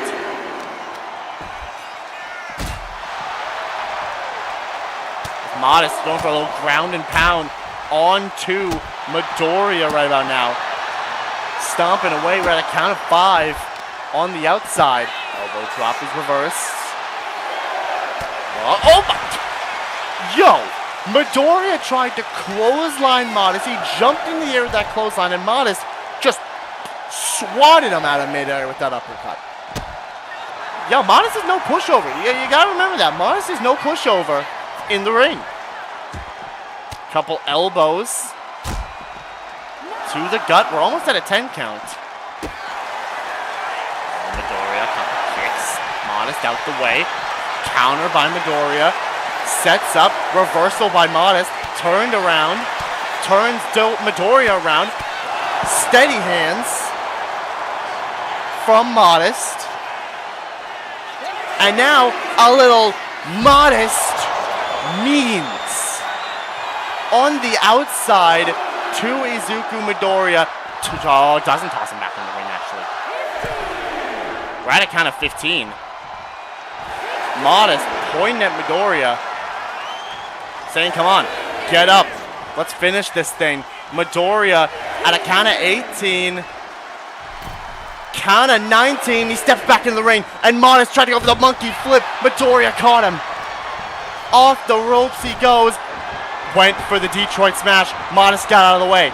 Quiet Riot drills him with it into the pin. Midoriya is the first to burn resiliency. Modest was a few moves away from becoming the first IC champ. I honestly see him being champion sooner or later. Picks up Midoriya, sends him down onto the ropes. Modest climbing. Is that going to be it? It's exactly what he needed this time around.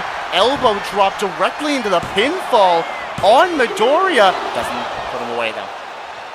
Does not put him away. Midoriya kicks out. He's not done. Modest flying in. Now he lands that moonsault.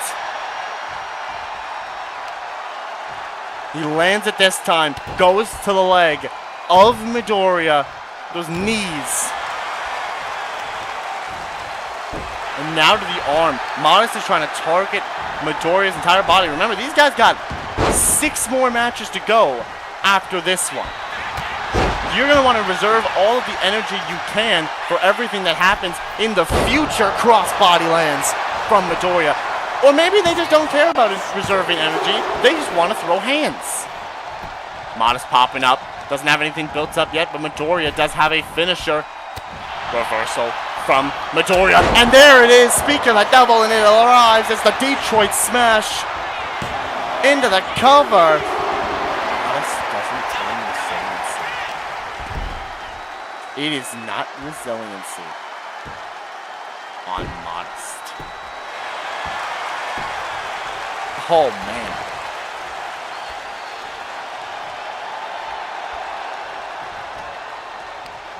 Midoriya looking to see what else he needs to do to put Modest away. We know how resilient Modest can be. We know how resilient Midoriya can be. But an Inzaguri right to the side of the head, directly into the pinfall. I thought it was the end of the match, but it's not, and it's not resiliency either. Kick from Modest takes Midoriya down. Using the ropes to get himself back up. Modest dragging Midoriya, but he gets caught. Couple elbows. Midoriya has a signature. He's almost got a finisher. Now he does have a finisher. Reversal of the powerbomb, though, from Modest. Powerbomb attempt is reversed. Midoriya went for the kick. That got reversed by Modest. Turned into a moonsault, standing this time. And into the pinfall after that beautiful little sequence. Into the pin. He doesn't put him away. Modest can't believe it, and Midoriya sweeps the leg, calls for Modest to get up, sets him up, goes up top. Midoriya kinda lands with whatever in the world he was going for. I think it might have been a clothesline, kinda got the forearm part of it, but didn't get anything else. Into the pinfall. It's still not resiliency, what?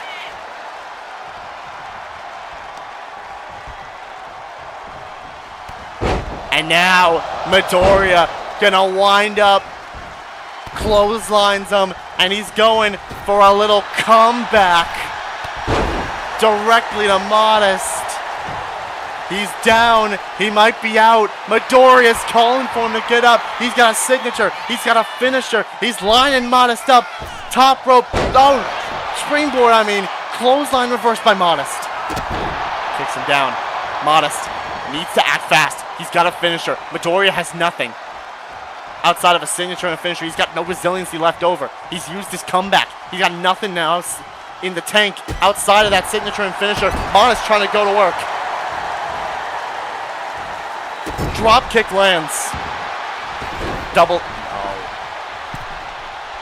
axe handle might have stunned Midoriya, and he rolled out of the ring instead. Modest, though, gonna keep on the pressure. Measured violence. He's busted open.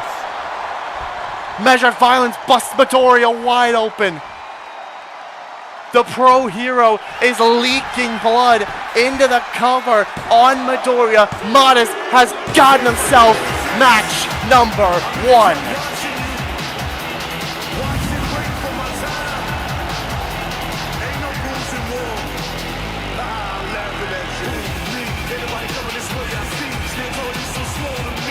A win for Modest on match 1 over Izuku Midoriya. Round 1 goes to Modest with a little measured violence.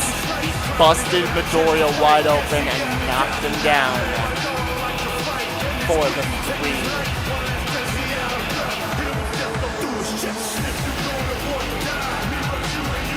What a fight from these two. If that's what we can experience just from round 1 of these things, oh, I cannot wait for what happens in the rest. I cannot wait to see what happens in the rest of the matches. Gets one over Izuku Midoriya to start the best of 7. He started firing back. Midoriya knew he had to fire back with everything he could. Clothesline into another duck underneath clothesline. But Modest catches him with one more measured violence, busts him open, puts Midoriya down. And it is a win. This will be good. No Iron Man matches, please. That'd be insane. That'd be insane if we went that way. 33% of you on Midoriya, the other percentage I won't say on Modest. Congratulations, Modest.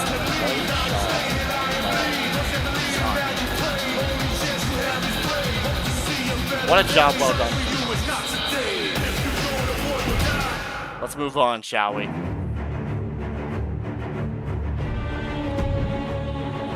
Now, the king of the ring is in action. The Ringmaster, against all odds and all desperation that he had, managed to win the crown, get himself the title of King of the Ring, and earn himself a world championship shot against who we now know to be Uncle Iroh. He has the chance now to get his title back, something he needed to do by the end of the summer. Could he very well do that now with this chance that he now has? He's gonna have to deal, though, with the man that beat him in 6 minutes at Kingdom Come tonight, in the form of Jacob. Jacob versus the Ringmaster, the King of the Ring versus the former GWE World Heavyweight Champion. A couple former GWE World Heavyweight Champions here in Jacob and the Ringmaster. First time in a long time, Ringmaster's not under a do or die situation. Let's see what he can do when there's no pressure put on him this time around. Let's find out as we turn up the voltage. And it's also the first time that we've seen Jacob in a little while as well. If I remember correctly, the last time we saw him, he was in the Elimination Chamber matchup to try to determine who would face Liu Kang, and then was taken somewhere by his mother, Ezdeath, who will be competing later on tonight. I'm not sure what that entailed, but we haven't seen him in a couple weeks. But here he is. Here comes Jacob.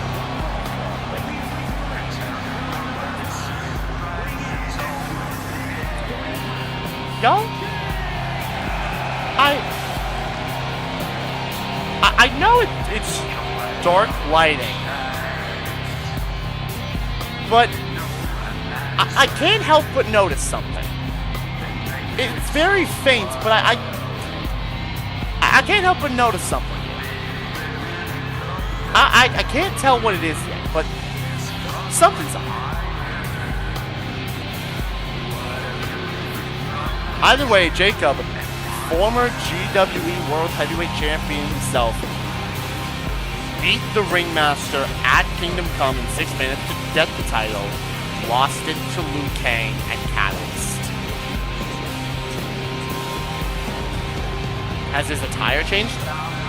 No, I think his attire's the same. That looks the same to me.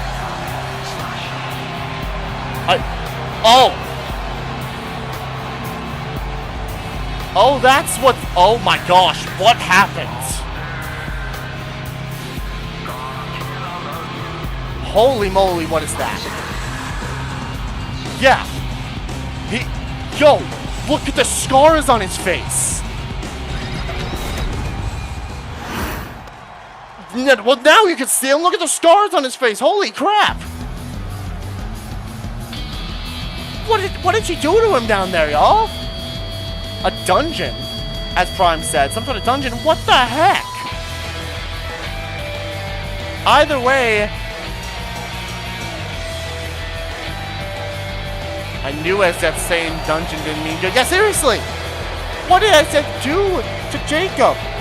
Either way, hopefully he's okay, but here comes the king of the ring. Beaten, bloodied, bruised, ready to beat people's behinds. But he's gonna have to contend with the Ringmaster, the king of the ring. And he's traded his hat for a crown, I think.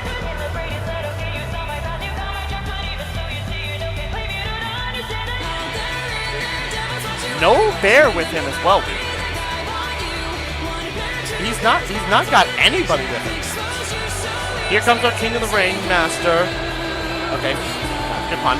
Title shot guaranteed and a chance to redeem himself and get payback on Jacob for Kingdom Come. The Ringmaster's here all alone. There's no Bear. There's no Kyrixa. Nobody. It's just the Ringmaster.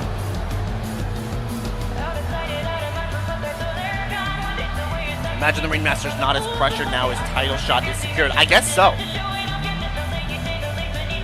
I guess that would be the case. If he's not pressured to win at all costs, he might not need to worry about having the Bear with him tonight. But hey, the one issue can come from that is the Ringmaster could very well lose to Jacob tonight, and you gotta think of how much that could affect his psyche. Even more than it already is. Very much gone. Going into his title match. You don't want to put a bad rep in if you're going to try to challenge Uncle Iroh alone.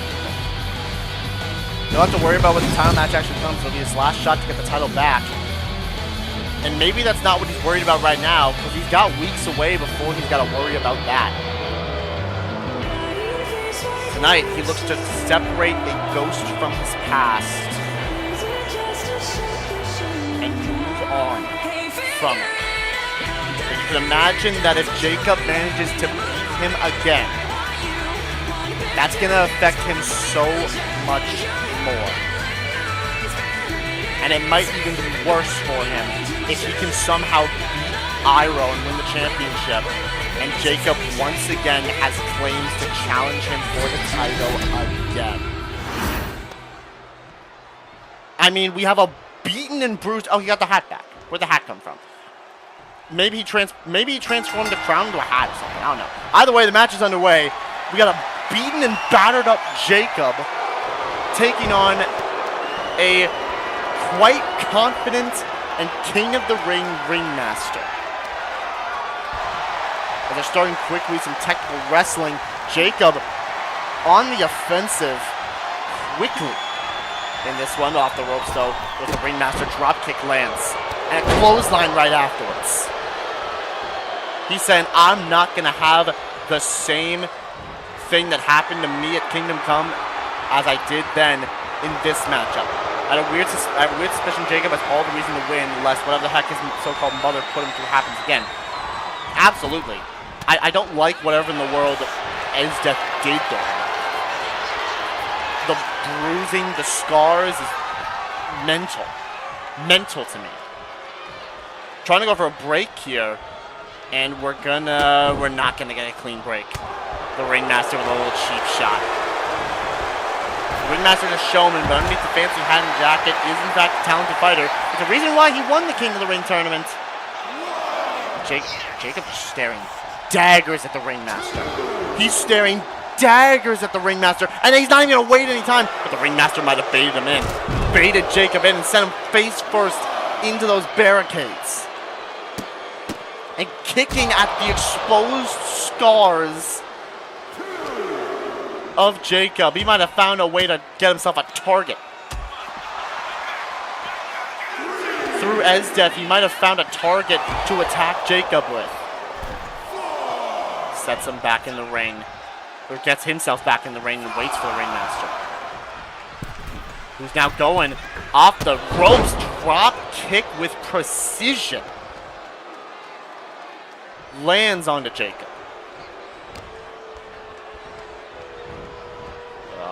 Puts him in the corner. Setting Jacob up. No, sliding underneath the ring and turns it into a clothesline. Forearm, and now try to go for that combination with Jacob with a quick counter. This is kind of the exact opposite of what we saw between these two at Kingdom Come. Now it's the Ringmaster who's all over Jacob. Up on the shoulders. Torture rack bomb. Almost like a shout out to Taka there with that moral authority. From the Ringmaster, climbs up top, elbow drop to the heart of the son of Esdeath in Jacob. Yeah, it's a mirror of Kingdom Come. This time the Ringmaster, the one in full control. Into the pin. Jacob kicks out at 2 though. Doesn't burn resiliency and kicks out at 2. The Ringmaster is fresh. He's completely fresh. Clothesline takes Jacob down. Doesn't even send himself anywhere. Into the corner he goes. Running in. Countered by Jacob though, who shoulder tackles him. Considering the loss of Jacob was what caused that time limit in the first place, seems the Ringmaster's done his homework. He's definitely studied up. Yeah, no, I agree. Ezra, I agree. As much as it might be cathartic for the Ringmaster, part of me as well is also genuinely concerned for Jacob. And now he's getting caught. I don't think the Ringmaster cares about any of that. The applause connects. Or at least some sort of version of it. Into the pin. Jacob kicks out at 2 though. And backs up. Ringmaster saying it's time for me to end you in just as much time as you ended me before. Showmanship lands. And Jacob has been rocked by the Ringmaster, and he's got to burn resiliency.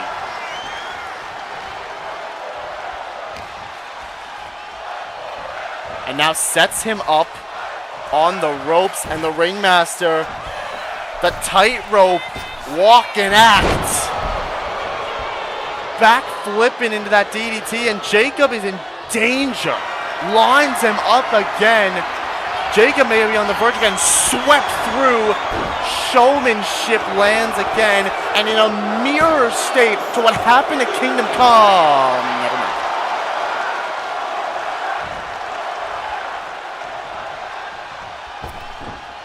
Jacob does kick out of Showmanship for a second time. Try to go for the power bomb. Reversed by the Ringmaster. Out of the way. Jacob turns him around. Axe handle blocked. Ringmaster going off the ropes. Lands that drop kick and stuns Jacob. So he is wrecking havoc on him. He said, I've got to learn from my mistakes. Tightrope walking. Hits the elbow. Now he's just getting fancy with it.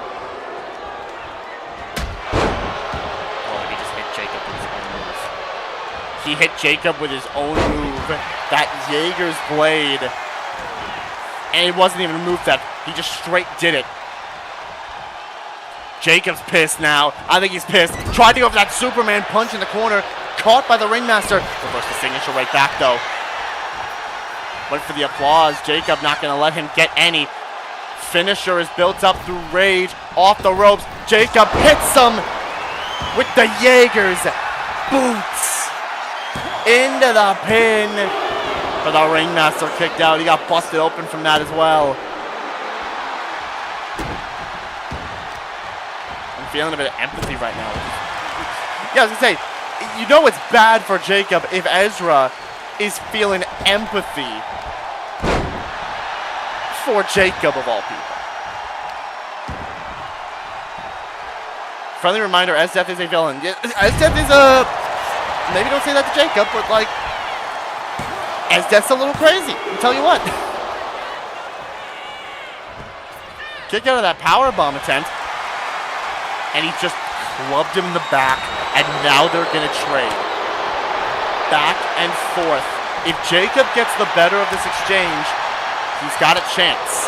But if the Ringmaster gets the better of this exchange, it could very well be over. Chops. Punches from the Ringmaster. Chop from Jacob. Chop again. Back and forth. Another one.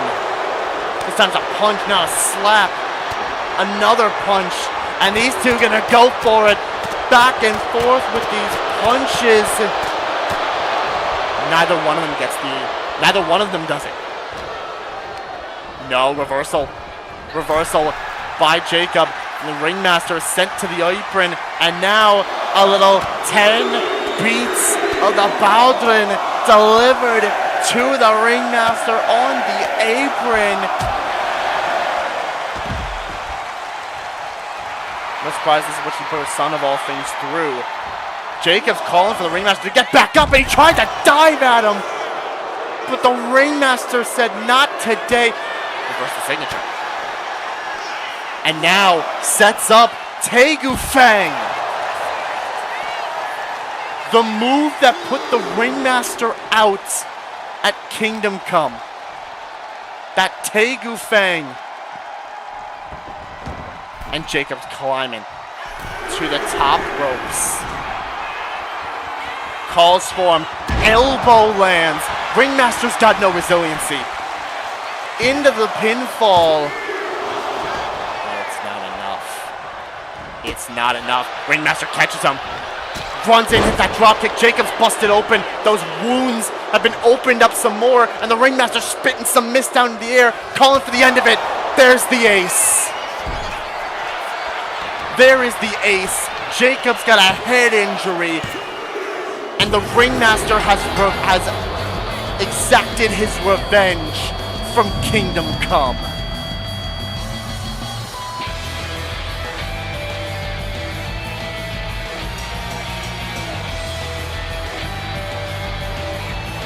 I gotta tell you, man. I feel bad for Jacob.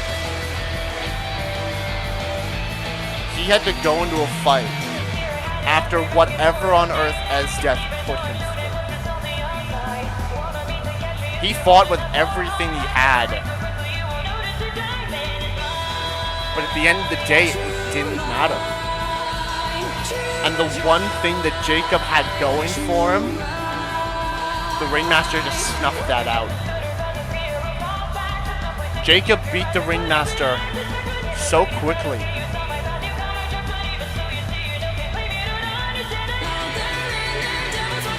Got that Tegu Fang on the outside.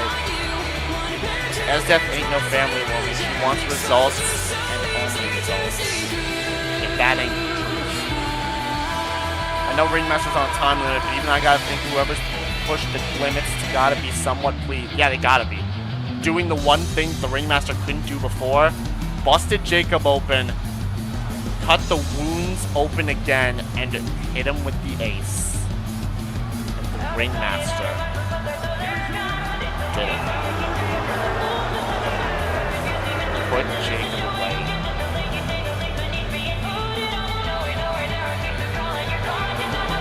King of the Ring gets the win. He's 75% of you on the Ringmaster, 25% of you on Jacob. Man, I gotta say, congratulations to the Ringmaster. You proved why you're the King of the Ring. But man, do I just feel so bad. I'll take a sec, still recover from that. You know what? Fair enough. I gotta point out, ever since Ringmaster was shaping the time limit.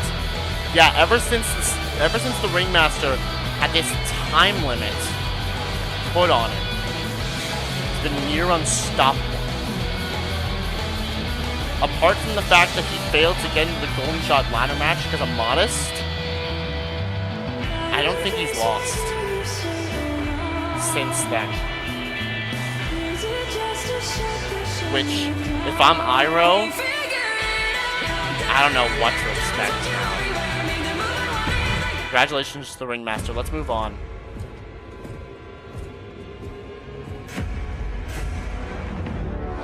It's Fatal 4-Way time. And we were just talking about Esdeath. Well, now she's in this Fatal 4-Way match. We saw one earlier with the likes of Tartaros, with the likes of Athena, Saya, and Neo, who picked up the win. Now, it's Ezdeath. It is Violet. It is Dominik Mysterio. And it is MatPat. Fatal 4-Way action. Who gets the win this time around? Modest saying Iroh seriously needs to prepare. Ringmaster's deceptively strong and intelligent. Hey, you know about that, Modest. You faced him before. Also, congratulations on your win against Midoriya. That's only one, though. You got 6 more matches to go. Congratulations to you on that. But, without further ado, It is Esdeath. It's Violet. It's Dominik. It's MatPat. Let's go ahead and get this thing going right now. As we go ahead and turn up.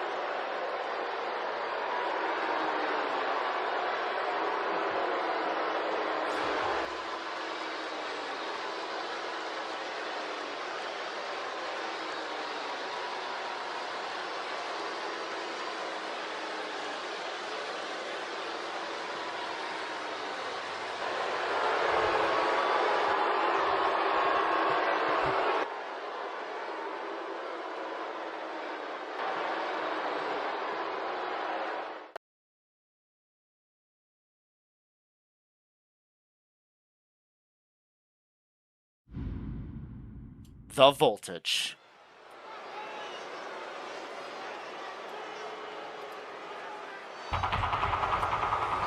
Here we go, man. Oh, you're welcome in, DJ. How you doing, man? And here comes the woman who did all that to Jacob. It's Esdeath.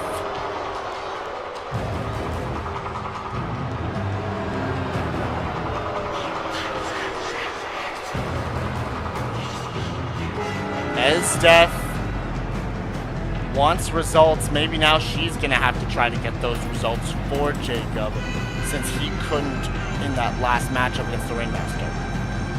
Hey, it's junk and trash. Junk and trash. Since when we couldn't even beat Chaos when we put it. What happened backstage? What happened? I'm like that Mickey Mouse. What happened? What are y'all talking about? What I missed when we turned over?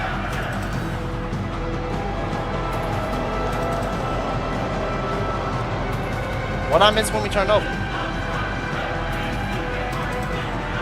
Either way, I'm not too fan of Ezra. With everything that just happened to Jake. Spare Sisters had an argument about more Junko berating. Oh.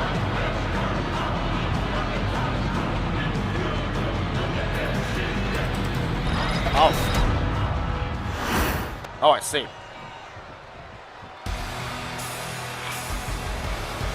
Man! The sisters are fighting over their non-title? Interesting. Here comes the everyone else. Here comes Esdeath, but here comes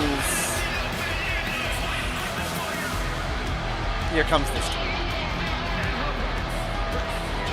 Hey, where's your girl at, Dom? Where's your girl at? Maki was trying to find her earlier. Where's she at?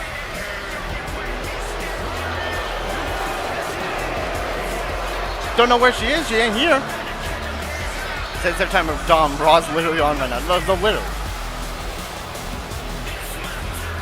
AAA Dominik Mysterio? I don't know, maybe. It's not the case here. Definitely not sure. Especially because the wind is spouting nonsense. The wind is like blowing into my ear and spouting a bunch of nonsense from it. Don't like it. Yeah, no Sayaka with him. I mean, figures considering he tried to, Maki tried to call out Sayaka earlier. And, she didn't show. Hey, welcome in, Jacob. How you doing, man? You actually just missed your match. But you're here in time for Esdeath, so,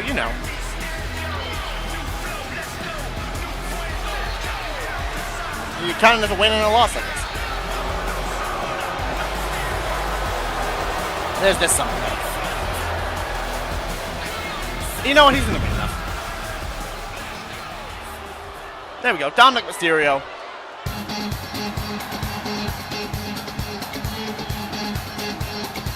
He's in the ring up there. Coming out next, though, it is someone we haven't seen in a little while or so. It is Violet Wind. I have no idea what you're talking about. He was in the ring already. Ready to go. Here comes Violet.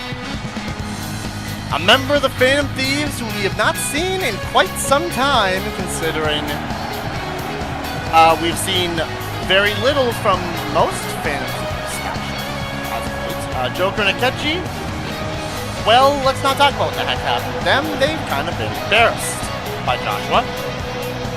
An and Makoto tried to qualify to get themselves the Tag Team Championship opportunity. They were unable to because NaoReko got it. And then I haven't seen anything from Futaba in a minute. But now Violet, back here after a little while away, we're going to show her skills off. But at last, I think we might have a little bit of theory on who has a good chance to walk away with this win. It's MatPat, y'all.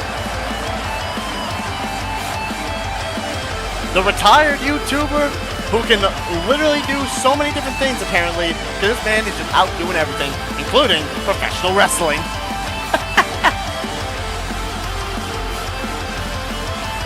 MatPat. It's been a minute since we've seen him, too.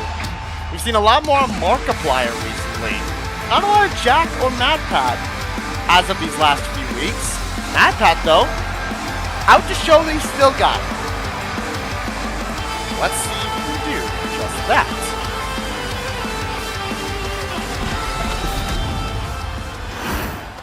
As we get ourselves ready. Fatal 4-way action. It's Esdeath, it's Dom, it's Violet, and it is MatPat. And here we go. Clarabelle, ring that bell. Let's get this thing underway. Yo, MatPat just tried to knee Dominik Mysterio out the blocks. Respect. He knees him in the back of the head this time around. Fair enough. Kick to the back from MatPat right to Violet. Dom's like a German suplex Esdeath. I don't know what you're thinking with your baby arms, but you know, don't think that worked for you. Moonsault from MatPat landing on Violet, and then a back fist to Esdeath. Yo, MatPat's styling early in this matchup. Kick from Esdeath, kick from Violet, drop kick from Dom. Everyone flying in with quick offense. MatPat just took both Violet and Esdeath down with that kick. Oh no, roll up from Dom. Kicked out at 1 though. We saw what a fatal 4-way intergender style could do for Athena, for dang, that was kind of cool. Violet was going in for a head scissors-like maneuver, so MatPat, instead of like standing there and taking it, said, alright, you're going this way, I'm gonna go this way, jumped off and hit a moonsault as Violet was falling down. Now Esdeath, armed with a baseball bat. MatPat just hit the signature on the Dominik Mysterio that quickly. That plot twist connected right to him, and now Esdeath going into the pin. Into the cover, broken up by Violet. Yeah, MatPat already had a signature, and MatPat already used a signature. And they are taking their turns beating up Dominik Mysterio. Hey, I don't have my unbiased commentator glasses with me, so you know. Yeah, MatPat! There we go, endgame theory. Into the pin. Esdeath not seeing it. Dom doesn't burn resiliency. Dom does not burn resiliency just yet. Into the corner. But for as much as I clown on Dominik Mysterio, he is in fact a good wrestler. As much as some people would say. He's at least semi-decent when it comes to in-ring performances. Despite how easily he can be. Ezra trying to take it to Violet. Gets caught instead by MatPat. And oh! Just not sure how Violet thought her match was when well, the Dusk match is going to happen. Oh, well, I don't know. Probably wanted to promote. Hey, maybe she was trying to promote something. I don't know. Maybe she was trying to promote the Phantom Thieves. Who knows? As Ezdeath climbed up top and misses the splash because Dominik pulled MatPat away. The way, double axe. The wind is still spouting more nonsense in my ears. Kendo stick out of the way. Violet landed that swanton onto Dom. Might have broken his legs. And a boot from MatPat. Into the pin, broken up by Ezdeath. Oh, baseball bat in the hands of the mother of Jacob as MatPat. Oh! Powerbomb back breaking. To Dom, elbows tugging down into the knee. Directly to the face of Ezdeath and MatPat. Going to work on Ezdeath. Grabs the arm. Looking to bend the arm back. Breaking them fingers even. And knee drop to the back. Violet trying to go off onto Dom. Moonsault lands on Ezdeath by MatPat. In terms of the PTs overall, seems to be the one doing the best are Skull with the men's briefcase and Cole from behind Scarlet Justice. True. Yeah, Skull kind of the best ones of the Phantom Thieves so far. Skull has himself that golden shot briefcase where he can cash that in at any point in time. So hey, Ringmaster might not even have to worry about Iroh. It might be Skull he has to deal with. Instead, should he choose to cash in, as Dom stomping on Ezdeath's head. Oh, Violet catches Dom with the feet. Right to the face as MatPat's got a sledgehammer. But it's kicked away by Ezdeath. And to reversal. Big boot. Violet catches Dom, then catches MatPat. And Dom just absolutely whiffed on the Hurricane Rana that Violet just hit on MatPat. Oh no, submission locked in. MatPat with the algorithm theory broken up by Ezdeath. But he catches Ezdeath. Final answer. Into the pin, everyone is down, but Ezdeath doesn't burn. Ezdeath doesn't burn resiliency, and now could be setting up Ezdeath again for the endgame theory. And Dom and Violet are busy on the outside, directly into the pin. Dom's there, and he took out the ref. That dirty, dirty son of a gun took down Clarabelle. Violet rages up. Stomps on the arm of Ezdeath. Dom with the sledgehammer. Oh, taking down the Violet taken down by Dom. MatPat is still the freshest out of everybody in this match. As MatPat's got another kendo stick. Dom just dropped Ezdeath on her head. You hit Dom with the kendo stick, but also hit Clarabelle as well. Dang, man. Ref gonna stay down for a minute. Violet tried to drop kick. Dom just was able to escape. Going up top. Waiting Dom to taunt in MatPat's face. I don't think that was the wisest idea, because he goes gut first into the steel steps. And so does Ezdeath. Yo, MatPat has barely been hit, which is mental right now. And Dom went around the steps. MatPat said, all right, I'm just going to step around Ezdeath and I'm going to go get you. Kick to the side of the head from Ezdeath to Violet. Oh, boy. And now Dom with a little taste of his self-proclaimed Poppy, Eddie Guerrero, with the three amigos. Oh, and finally gets caught with a baseball bat, courtesy of Ezdeath. MatPat, though, sends Dom back into the ring. Rolls back in. And caught endgame theory to Dirty Dom. But it's broken up by Ezdeath. Oh, Russian leg sweep. Ezdeath going after MatPat. Couple punches right to the head. turns MatPat around. Up and down Hurricane Rana. Dom the double axe handle to Violet. Although there's Esdeath. Dom's climbing. And sends Esdeath down. Tried to go for a Hurricane Rana. MatPat tried to go for a knee. Neither one connected. Off the ropes. Punch to the gut. And a no clothesline actually. Dom catches. That clothesline attempt. About to kick though. Drop kick stuns him. Kendo stick to MatPat. Now just Violet and Esdeath. The only two left, well, standing and moving because Dominik is very much stunned. Oh, Violet doesn't land whatever she was going for. Grabs the arm of Esdeath. And now instead goes after Dom. Little sunset flip power bomb. Into the cover, broken up by Esdeath. Has a chair. Couple kicks. Kick to the head from Esdeath. MatPat though with the chair. And this fatal four-way has been absolute carnage. Oh no, caught. Those kicks from Esdeath. MatPat's not so fresh anymore. Into the pin, but it doesn't burn resiliency.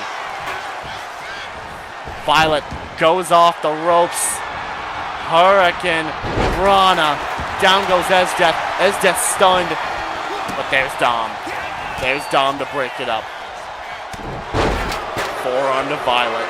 As MatPat now has a kendo stick in his hands. And it might have Dominik Mysterio's name on it. In a second, and he breaks it over him. And now with a sledgehammer, takes it to Violet. Hits Violet once with it, and now goes into the pin. Right into the pin, off that shot with the sledgehammer, but Violet doesn't burn resiliency.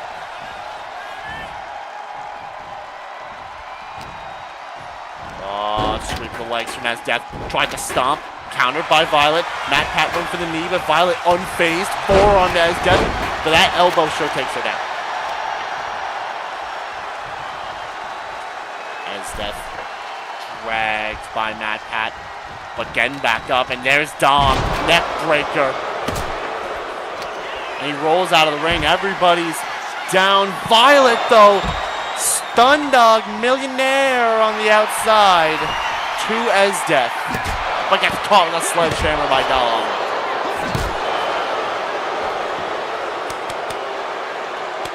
And the little weasel using all the weapons in the playbook to his advantage, but gets caught by MatPat. Knees to the face. Esdeath sent into the steps. Just bouncing. MatPat bouncing to Dom. Wait a minute. Algorithm theory. Algorithm theory locked in on Dom on the outside. He's got no resiliency, but he fights out of it. Dom's legs not damaged enough. Combinations. Up and down. Hurricane Rana. MatPat very close to going back first into the apron. And Esdeath meets Violet with a boot. Sent back in the ring. Now Dom gets back in the ring, escaping Esdeath's grasp for about a second. Oh wait, Violet wasn't groggy. Violet was nowhere near groggy. Esdeath's getting kicks in on MatPat. Doesn't see it. Doesn't see the pin, but Dom kicked out without burning anyways. Kicks to MatPat again. Those double kicks into the pin. Violet doesn't see it either. MatPat burns resiliency. And I think now she just realized it. Now she might have just realized that MatPat was pinned, or was getting pinned and had to burn. Out of the way. MatPat now had the least amount of damage done to him. Now is the biggest target. Broken up by wow. Esdeath really just slapped Violet in the face. Esdeath really just went and slapped Violet in the face. And now, oh, MatPat gets Dom caught, super kick into a double foot stomp, but met with a kendo stick from Esdeath. Back up though, clothesline. Sent into the corner. MatPat Oh my gosh, he raged up. He's got soup. No, Esdeath reversed. Phantom Thief Driver reversed as well. MatPat's got a super finisher. Violet rolling through. Wheelbarrow into the DDT. Dom into the pin. Broken up by Violet. Violet sends Dom to the corner. Misses that forearm again. And now it's Esdeath's turn to get caught. No elbows from Ezdeath. Ezdeath's got a signature. Dom's got... Oh, you cheeky little son of a gun. He went low. That cheeky little son of a gun went low as he does. And now he's got two finishers. Super kick. Oh, Dom. Oh, Dom, you made the worst mistake you could have possibly made. Death Valley Driver from Ezdeath into the pin. Violet broke it up. Dom did not need to burn resiliency. Violet was there to break it up. Caught. Violet catching a steel chair to the face. MatPat trying to go after Ezdeath, but Violet's body around them.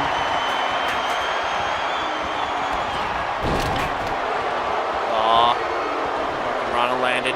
Now it's Dom, who's getting caught by MatPat. No super here. It's the final answer. And Violet's gonna get caught with the same thing. Final answer. Back-to-back finishers from MatPat onto both of them. And now Violet has to burn. That was smart thinking from MatPat. Hit both of them with a finisher. Keep him down while Ezdeath was down on the outside. And take advantage. Forearm reverse this time. MatPat though. Endgame theory. And Ezdeath's climbing top. Is Ezdeath even going to make it in time? Ezdeath might not make it. She didn't need to make it. Violet just kicked out. And now, shouts out to Jacob. Demonic decree. Into the pin on Dom. And MatPat's there to break it up. A boot to the face. Dom's made the top of SS kill it. Nope, you're right. You're right, though. Dropkick from Violet. MatPat's stable, but on the ropes and out of the ring. If this was a Rumble, he would be eliminated from it. Hurricane Rana. Down goes Violet, and I want you to keep in mind, Dom does have two finishers, and Ezdeath doesn't have one anymore. Forearm to Dom, the double foot stomp to Violet. Pin on Dom. I don't think he was kicked first. I don't think he was gonna burn. MatPat tried to get the pin and does get it the second time around. Punched Dom and then broke up the pin. Super kick lands. MatPat's rolling, but Dom doesn't let him roll far enough. Oh no. Dom sets up Ezdeath. Dials it up. 6-1-9. MatPat with a baseball bat. Yo, he's not even trying. He's just stepped out of the ring. You 6-1-9 Ezdeath. Dominik, you dummy. You could have won the match. You dummy. Oh no, MatPat's gonna get dropped on his head. Oh gosh. Oh, he got dropped on his head.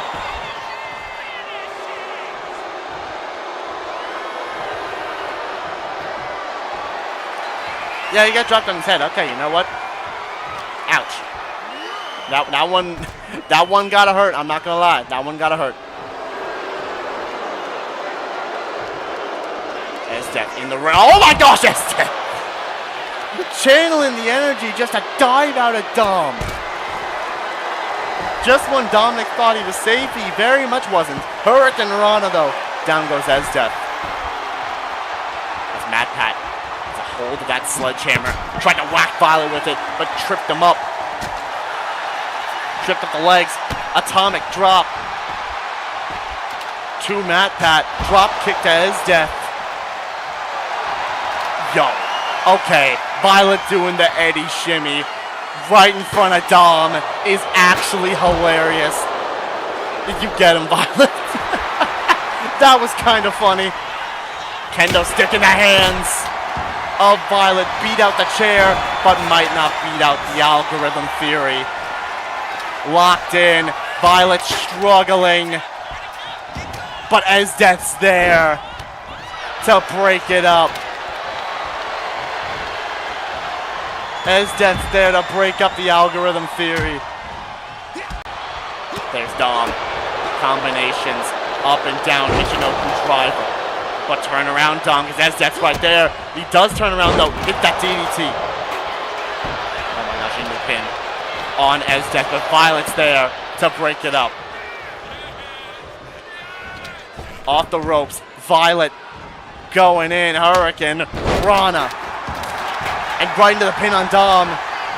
You know, it's going even more hand the last fatal four-way. And now Dom's burned resiliency. Everyone except for Ezdeath is burned. Uppercut from MatPat. But Ezdeath catching MatPat from behind. No. Catches the powerbomb attempt. MatPat's got two finishers right now. Tried to turn to Violet. Ezdeath catching him again. Up on the shoulders this time. And deposits him into the corner. Kicks. It kicks to Violet. Kicks Violet down. Dom gets caught by Ezdeath. Kicks Dom down. And Ezdeath caught. Endgame theory. And I think everyone's about to burn resiliency in this match. That's the case. Resiliency burned on all fronts. Oh, he tried it. He tried the endgame theory. He tried to go for the endgame theory. Dom into the pin, but Violet's there to break it up. Oh my gosh, this match has been insane. Dom sent into the corner. Grab the kendo stick. MatPat there with a boot. Everyone is injured, but Dom, no resiliency is left. MatPat sets up for game over to Violet, and now trying to go deal with Dom. But Dom's up top. Frog Splash missed. Frog Splash is evaded by Ezdeath. And a knee. A knee from MatPat to Ezdeath. That caught Ezdeath on the side of the head, directly into the pin on Ezdeath. Head injury and all. MatPat gets it.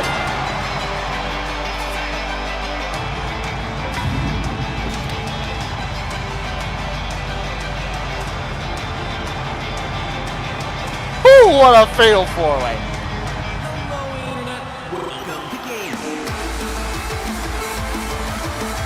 Welcome to Game Theory, because MatPat just gamed the win.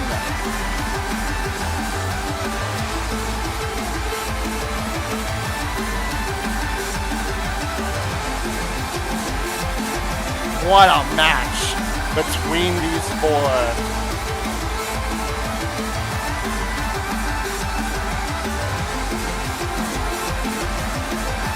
Dominik tried. Ezdeath was looking a little dangerous. Violet had heart, but MatPat had the smarts to do what he needed to do at the exact moment he did.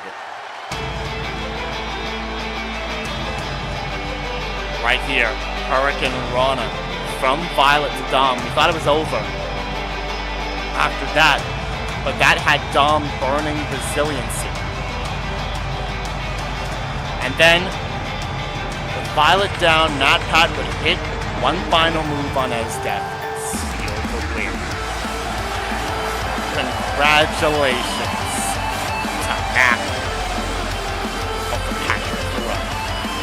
33% on Violet and MatPat, 17 on Ezdeath, and 17% Dominik Mysterio. If Ezdeath wanted results, she certainly got results. They aren't good results. And you know what? For once, I'm happy about that. Congratulations to MatPat. And now it's time for the main event of the evening. On his birthday, David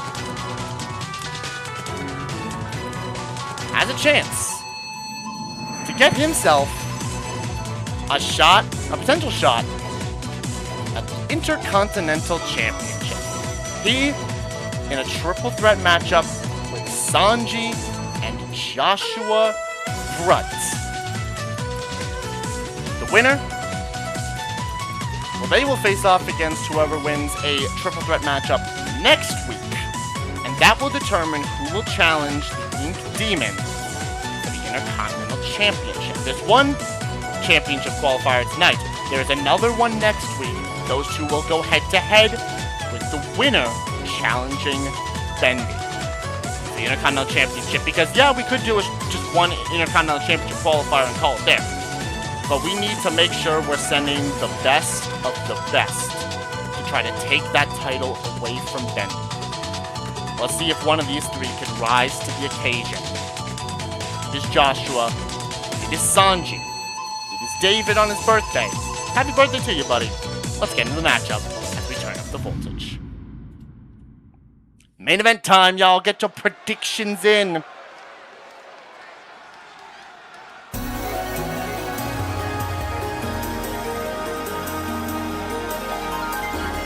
Make it so that Bendy doesn't need to be pinned to lose the title. Oh, no, it's still a one-on-one. It is still a one-on-one in that sense. It's just whoever wins between this one and the next qualifier, they face each other to determine who faces Bendy.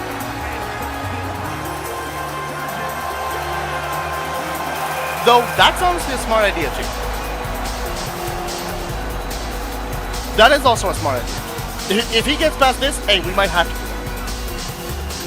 But here comes Joshua, freshly free from the jaws of dice. Joshua Bright is free to pursue his own goals, free to do what he wants to do once again, and he looks to follow in his family's footsteps.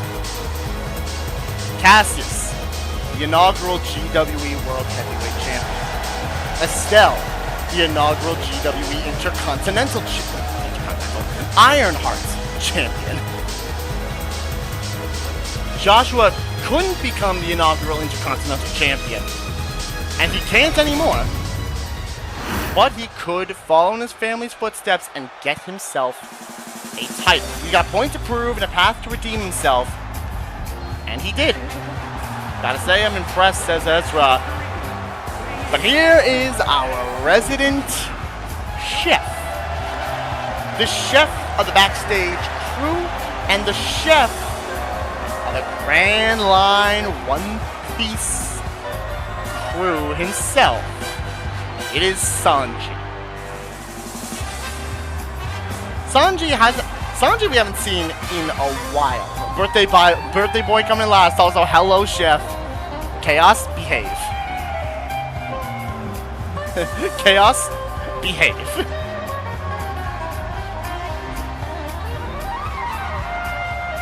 Here comes Sanji. Ladies, just talk to him and you get free food?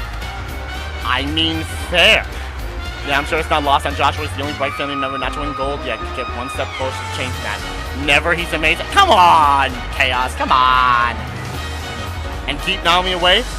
You know, thinking about that, Sanji's gotta be over the moon considering Nami has the golden shot briefcase right now.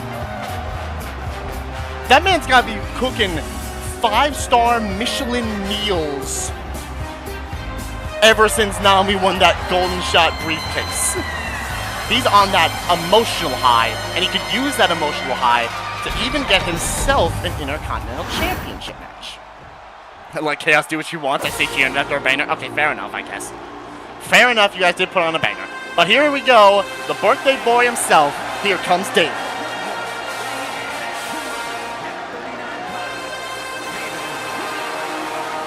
David Gunter. What do you say he was turning? Hold on. Chat definitely has it. That group chat you guys are in definitely said it. Where was it? I sometimes need to ask. Oh, 34. 34 years of age, the birthday boy himself, David Gunter.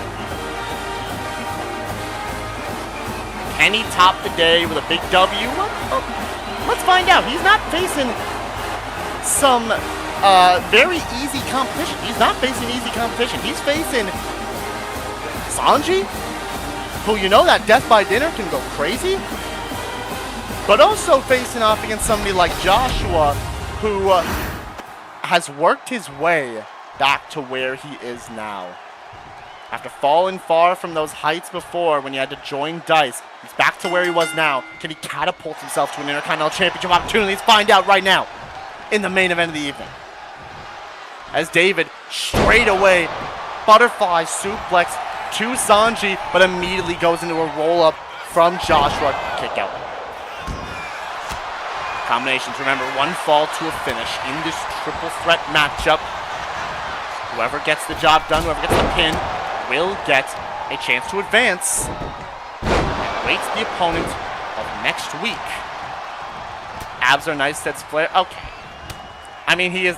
Oh, yeah, he is shirtless. I didn't notice that. You know what? I forget that Sanji sometimes likes to keep himself shirtless. Look! Sent David headfirst into the turnbuckle.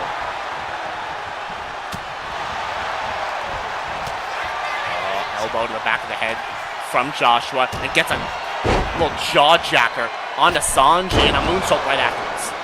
But David sliding back in the ring, now going for a roll-up of his own, small package, not the driver version that he likes to hit, but the small package nonetheless. Oh, a little ground and pound from David, who is actually the freshest one in this match. He's kind of been keeping himself away from danger in this fight so far. Couple shots and an elbow to Joshua, but gets caught by Sanji. Russian leg sweep, and now Joshua's got his hands on the sledgehammer.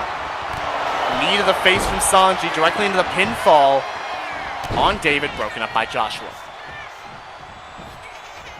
Yeah, oh, absolutely. It is still very much early doors. We've seen that in the Fatal 4-Way. And we've seen that in many matches. Right? We are very much not in anywhere near the end of this thing. As David tried to boot Sanji, but he moved out of the way just slightly. Counters for counters, back and forth, off the ropes from David. Oh my gosh! Did that man just hit a last will? Shouts out to the former Ironheart champion Hu Tao with like a last will from David? Okay. He's been studying. Joshua, on the other hand, maybe not studying the amount of distance that he can hit, because that is very much a missed crossbody attempt.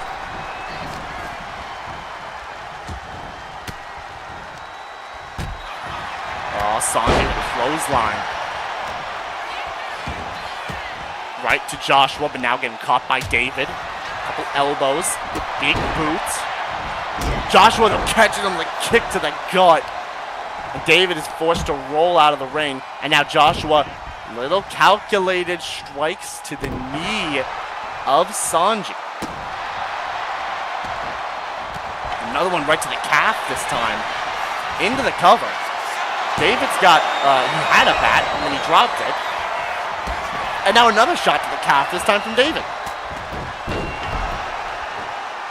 Oh, sets up for something here. I don't know who he's calling to get to his feet. I think it was Joshua, because Sanji just absolutely leveled him with a knee.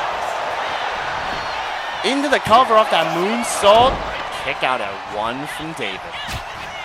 But Joshua right there with the cloak and dagger. That combination into a punch to the back of the back from Joshua to Sanji, broken up by David. Off the ropes, sent into the corner, and David trying to fly in with that splash. Doesn't land it, neckbreaker from Joshua. And now uses that to his advantage. Bracers hold, locked in on David. Sanji trying to get around the referee. Hit the ref, but David actually still managed to fight out. But gets caught with a sledgehammer. Joshua doesn't get caught with one, instead lands that cross body into the pin. Kick out by Sanji.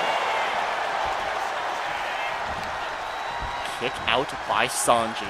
And Joshua has a signature, and he's setting up for it right now. Kicks him down, and there is that black fang. And a kick to the back though from David. Climbs up top, Joshua's rolling, and Sanji's stunned. David picks his spot, hits the elbow drop into the pin on Sanji. But it's not resiliency. It is not resiliency on Sanji. Elbow from David, but gets caught with a bat from Joshua. David back up, drop kick, stopping Sanji from going for what he was going for. David catches Joshua this time around, hits that forgotten fate, but gets caught by Sanji with a sledgehammer. Wait a minute. Now it might be Sanji's turn to pick his spot, because Joshua doesn't have any form of resiliency. Joshua kicks out. Resiliency burned by the son of Cassius Bright. Sanji with a sling blade, and Joshua could be in trouble. But no, he's waiting for David. He's waiting for David. Oh my gosh! Sanji connecting with that concasse, landing on David, but he's still upright. Into the pin now on Joshua. She's at 2 though.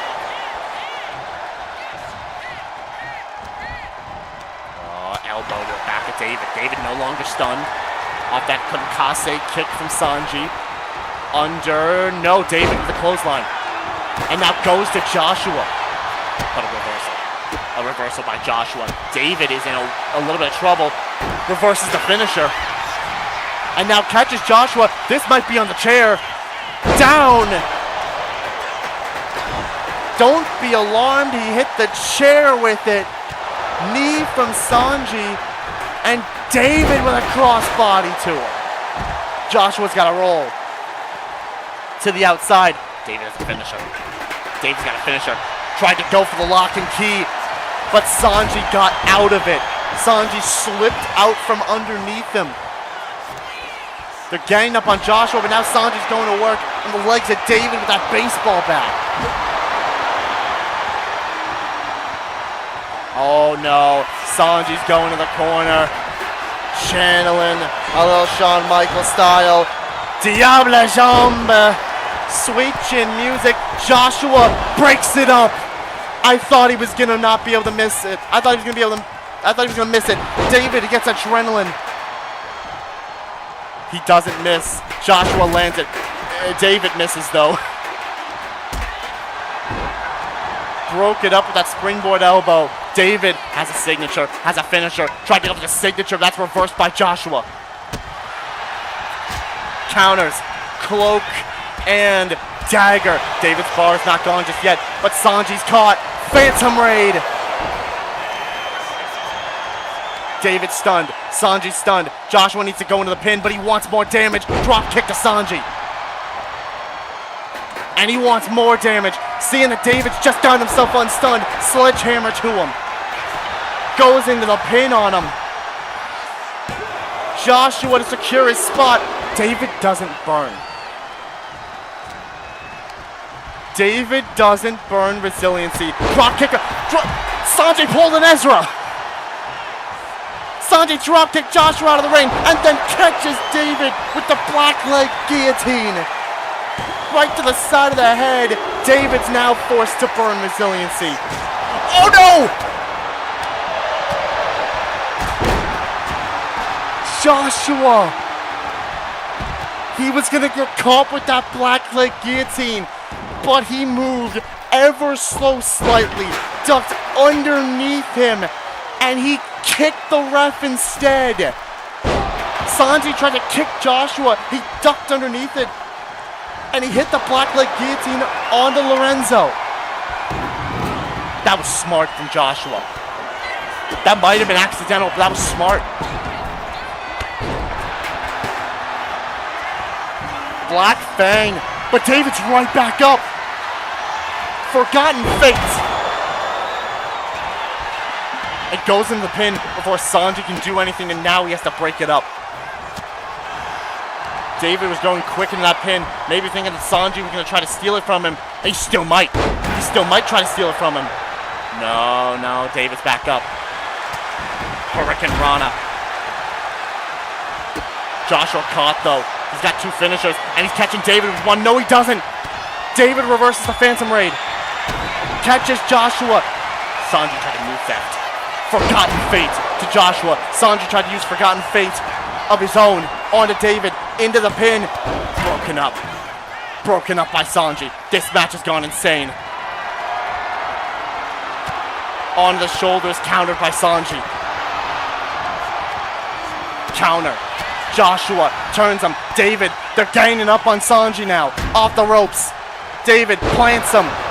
Joshua with a dropkick, but David doesn't fall. Catches Joshua. Oh no, he went for Don't Be Alarmed. Joshua with a sneaky maneuver. Rolls David up.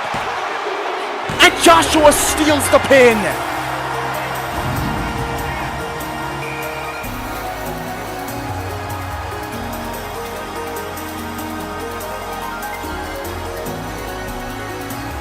David had Joshua right where he wanted him. Sanji rolled to the outside. Joshua didn't have resiliency built up, and I don't think he was going to have resiliency built up after that move hit. He went for it. Don't be alarmed. But he got caught into a roll-up by Joshua. And he played his cards smart. Sanji was down on the outside. Rolled him up and snuck the win. But what a match between these two. The black leg guillotine hit on the ref, and with Sanji down on the outside, David had him dead to rights, but Joshua had one last trick in the playbook. He had one last trick up his sleeve, and that was a roll up at the very end, catching David, pinning him, and getting the job done on his birthday, no less. Joshua. What a fight between these three. You gotta give all the credit in the world to David. You gotta give all the credit in the world to Sanji. Those two made every single one of these three work to get the win. They played it smart, they played it technical, and they brawled for ages. But at the end of the day, Joshua Bright was just that little bit smarter. And Joshua is one step closer to Bendy and the Intercontinental Championship. Let's go through the show real quick. David saying, I tip my hat to you, Joshua, and that's exactly what he did. Joshua catches David off guard, rolls him up, gets the job done. Joshua, big win for him, but what a showing. All three competitors, and once again, happy birthday to David. Well done to all three of you. And well done to all four of these competitors as well. MatPat gets the job done in this Fatal 4-Way matchup. Remember, stick around. We got an announcement at the end of the show. The Ringmaster escapes the ghost of his past in the form of Jacob, beats him with this battered and bruised Jacob. I can see the scars now, and it's even worse than I thought. And insane. Ringmaster gets the revenge, though. Modest, in the Best of 7 series, gets the job done. Beats Midoriya in round 1. What will be in store for round 2 next week? True Style, they're back in style, and they got the job done over the women's tag team champions, NaoReko, who apparently, according to you guys, were assaulted backstage by the former tag team champions in Susie and Android 18. Seems like they want themselves to get their titles back. Uraraka was supposed to face Dusk. Bayonetta didn't let that happen. Bayonetta attacked Uraraka before the match even started, and those two just started brawling. Match got called off, and it ended with Bayonetta standing tall. Looks like Bayonetta's not done with Uraraka just yet. Chaos pins the Ironheart champion one-on-one style. As the win saying, modest as him, you are not entirely wrong. Chaos gets the job done over Ezra with a huge back-and-forth matchup between these two. We'll just have to see what happens in the future because of that. Neo winning a nice Fatal 4-Way here with Athena, Saya, and Tartaros. Nice little Fatal 4-Way showcase for all 4 of them. Of Neo getting the win with that Neo Tartaros. And to kick off the show, AV is now 78 cents richer as James Davenport answered the open challenge and put Undyne down. Undyne is now 1-1 in her open challenges. Who's gonna answer it next week? News real quick, MatPat is injured, so is Violet, so is Esdeath, so is Jacob, and Uraraka was attacked from behind, attacked by Bayonetta. Somehow none of the 4 in the first Fatal 4-Way got injured, it was just the 4 in the second Fatal 4-Way. And only 3 of them. And then Jacob. Which that's kind of funny considering these 2 got injured. I kind of find that hilarious. Let's see. Nothing else to really do here, so as we do, go look at this next one. See what we have on tap. You guys love to see what in the world. Because you guys love to see what in the world the AI decides to book for an extra show, because I don't know why. It have Liu Kang versus Obafemi, it have Flair versus Randy Orton, Opening versus DJ, Jacob versus Nami, Golden Shot briefcase holder against former World Heavyweight Champion, Chun-Li versus Gunter, oh my goodness, Bowser versus Android 18, stop doing this, Akihiko versus Estelle Bright, the Brogies versus the Obsidian Order, get that son of a gun out of here, and the Queen, the Monarch of the Ring, Arrow, and Sakura, Art of Violence, against Braun Breaker and Ryan? Okay? Yeah, Flavor's Randy. Okay? This is a weird show. What can I... Not much I can really do.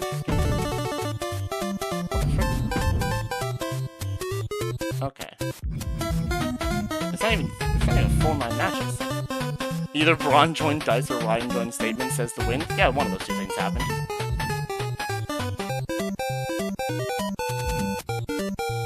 One of those 2 things definitely happened.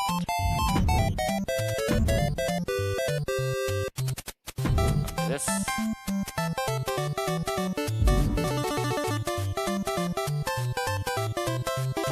And now, should there be no other issues here? Perfect. Let us see what next week would have in store for us.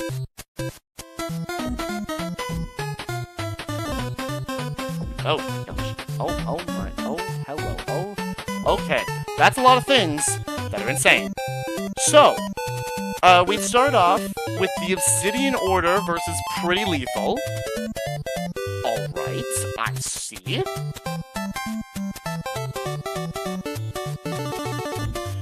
Chun-Li versus Cammy. Now, ain't that a little funny? Yukiko versus Now. Fair enough. One half the tag team partners going at it.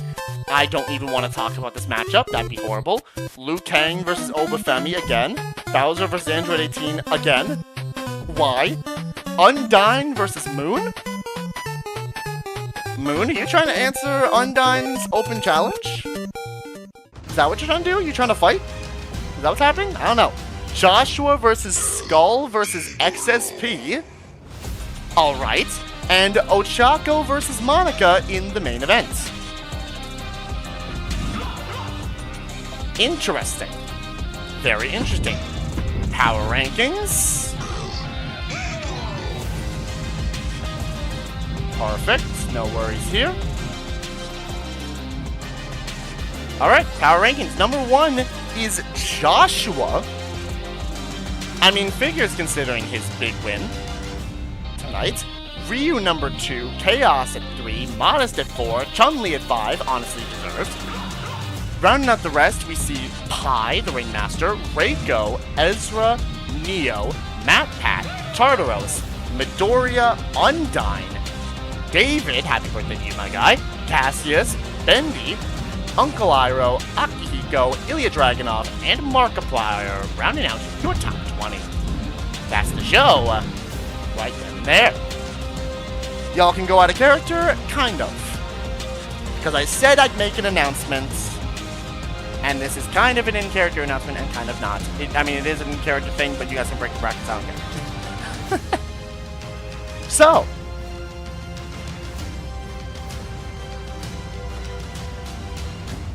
what do you guys think I'm going to talk about? Just trying to get some feelers on there. What do you guys think I'm going to talk about? I got the permission from the GM to talk about this. What do you think I'm going to talk about?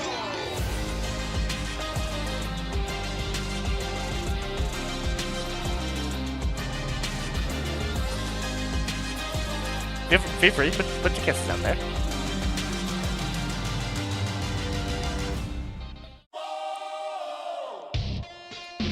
No, you're not, Splendid. No, you're not. Get out of here with that.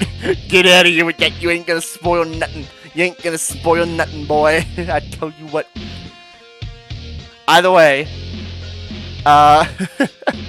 so, little thing that's coming up. Obviously, we have our next pay-per-view coming up soon. Surprisingly enough, though, that's not actually the announcement I'm giving. But it's got something to do with said pay-per-view because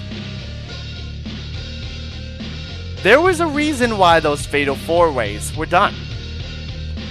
And there was a reason why we've been seeing a lot of Fatal 4-Ways and big multi-man matches over the course of the last little while. Because the GM is introducing something new. And if you go right over here, and we're just going to go ahead and scroll right over here to here and introduce to you the GWE Vanguard Championship. A brand new intergender championship where the first champion will be crowned at our next pay-per-view in a 30-person gauntlet eliminator match.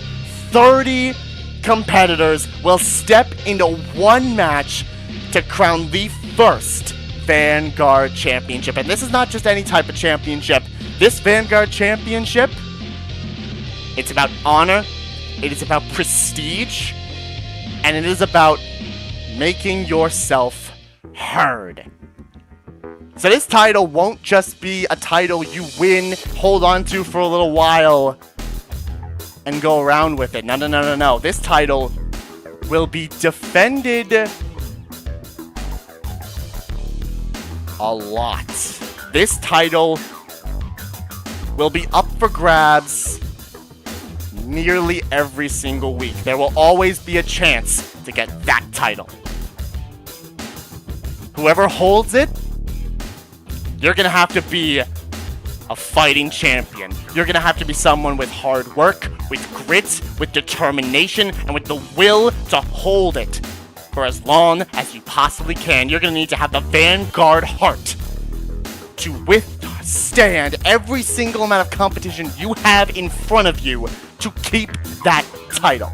It's almost a 24/7 championship style, but in sanctioned matches, workhorse title. You want to keep that championship, you'll defend it often.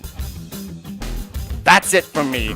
That's the big announcement. Stay tuned for the biggest show of the summer, where that championship will have its first holder in a 30-person gauntlet eliminator match. Take your picks on who you think might be in said gauntlet eliminator matchup, because there will be some old faces, there will be some new faces, and there will be so many more. It's gonna be a blast. So thank you all for tuning in, and I will see you next week for another edition of Monday Night Voltage. Let's get out of here.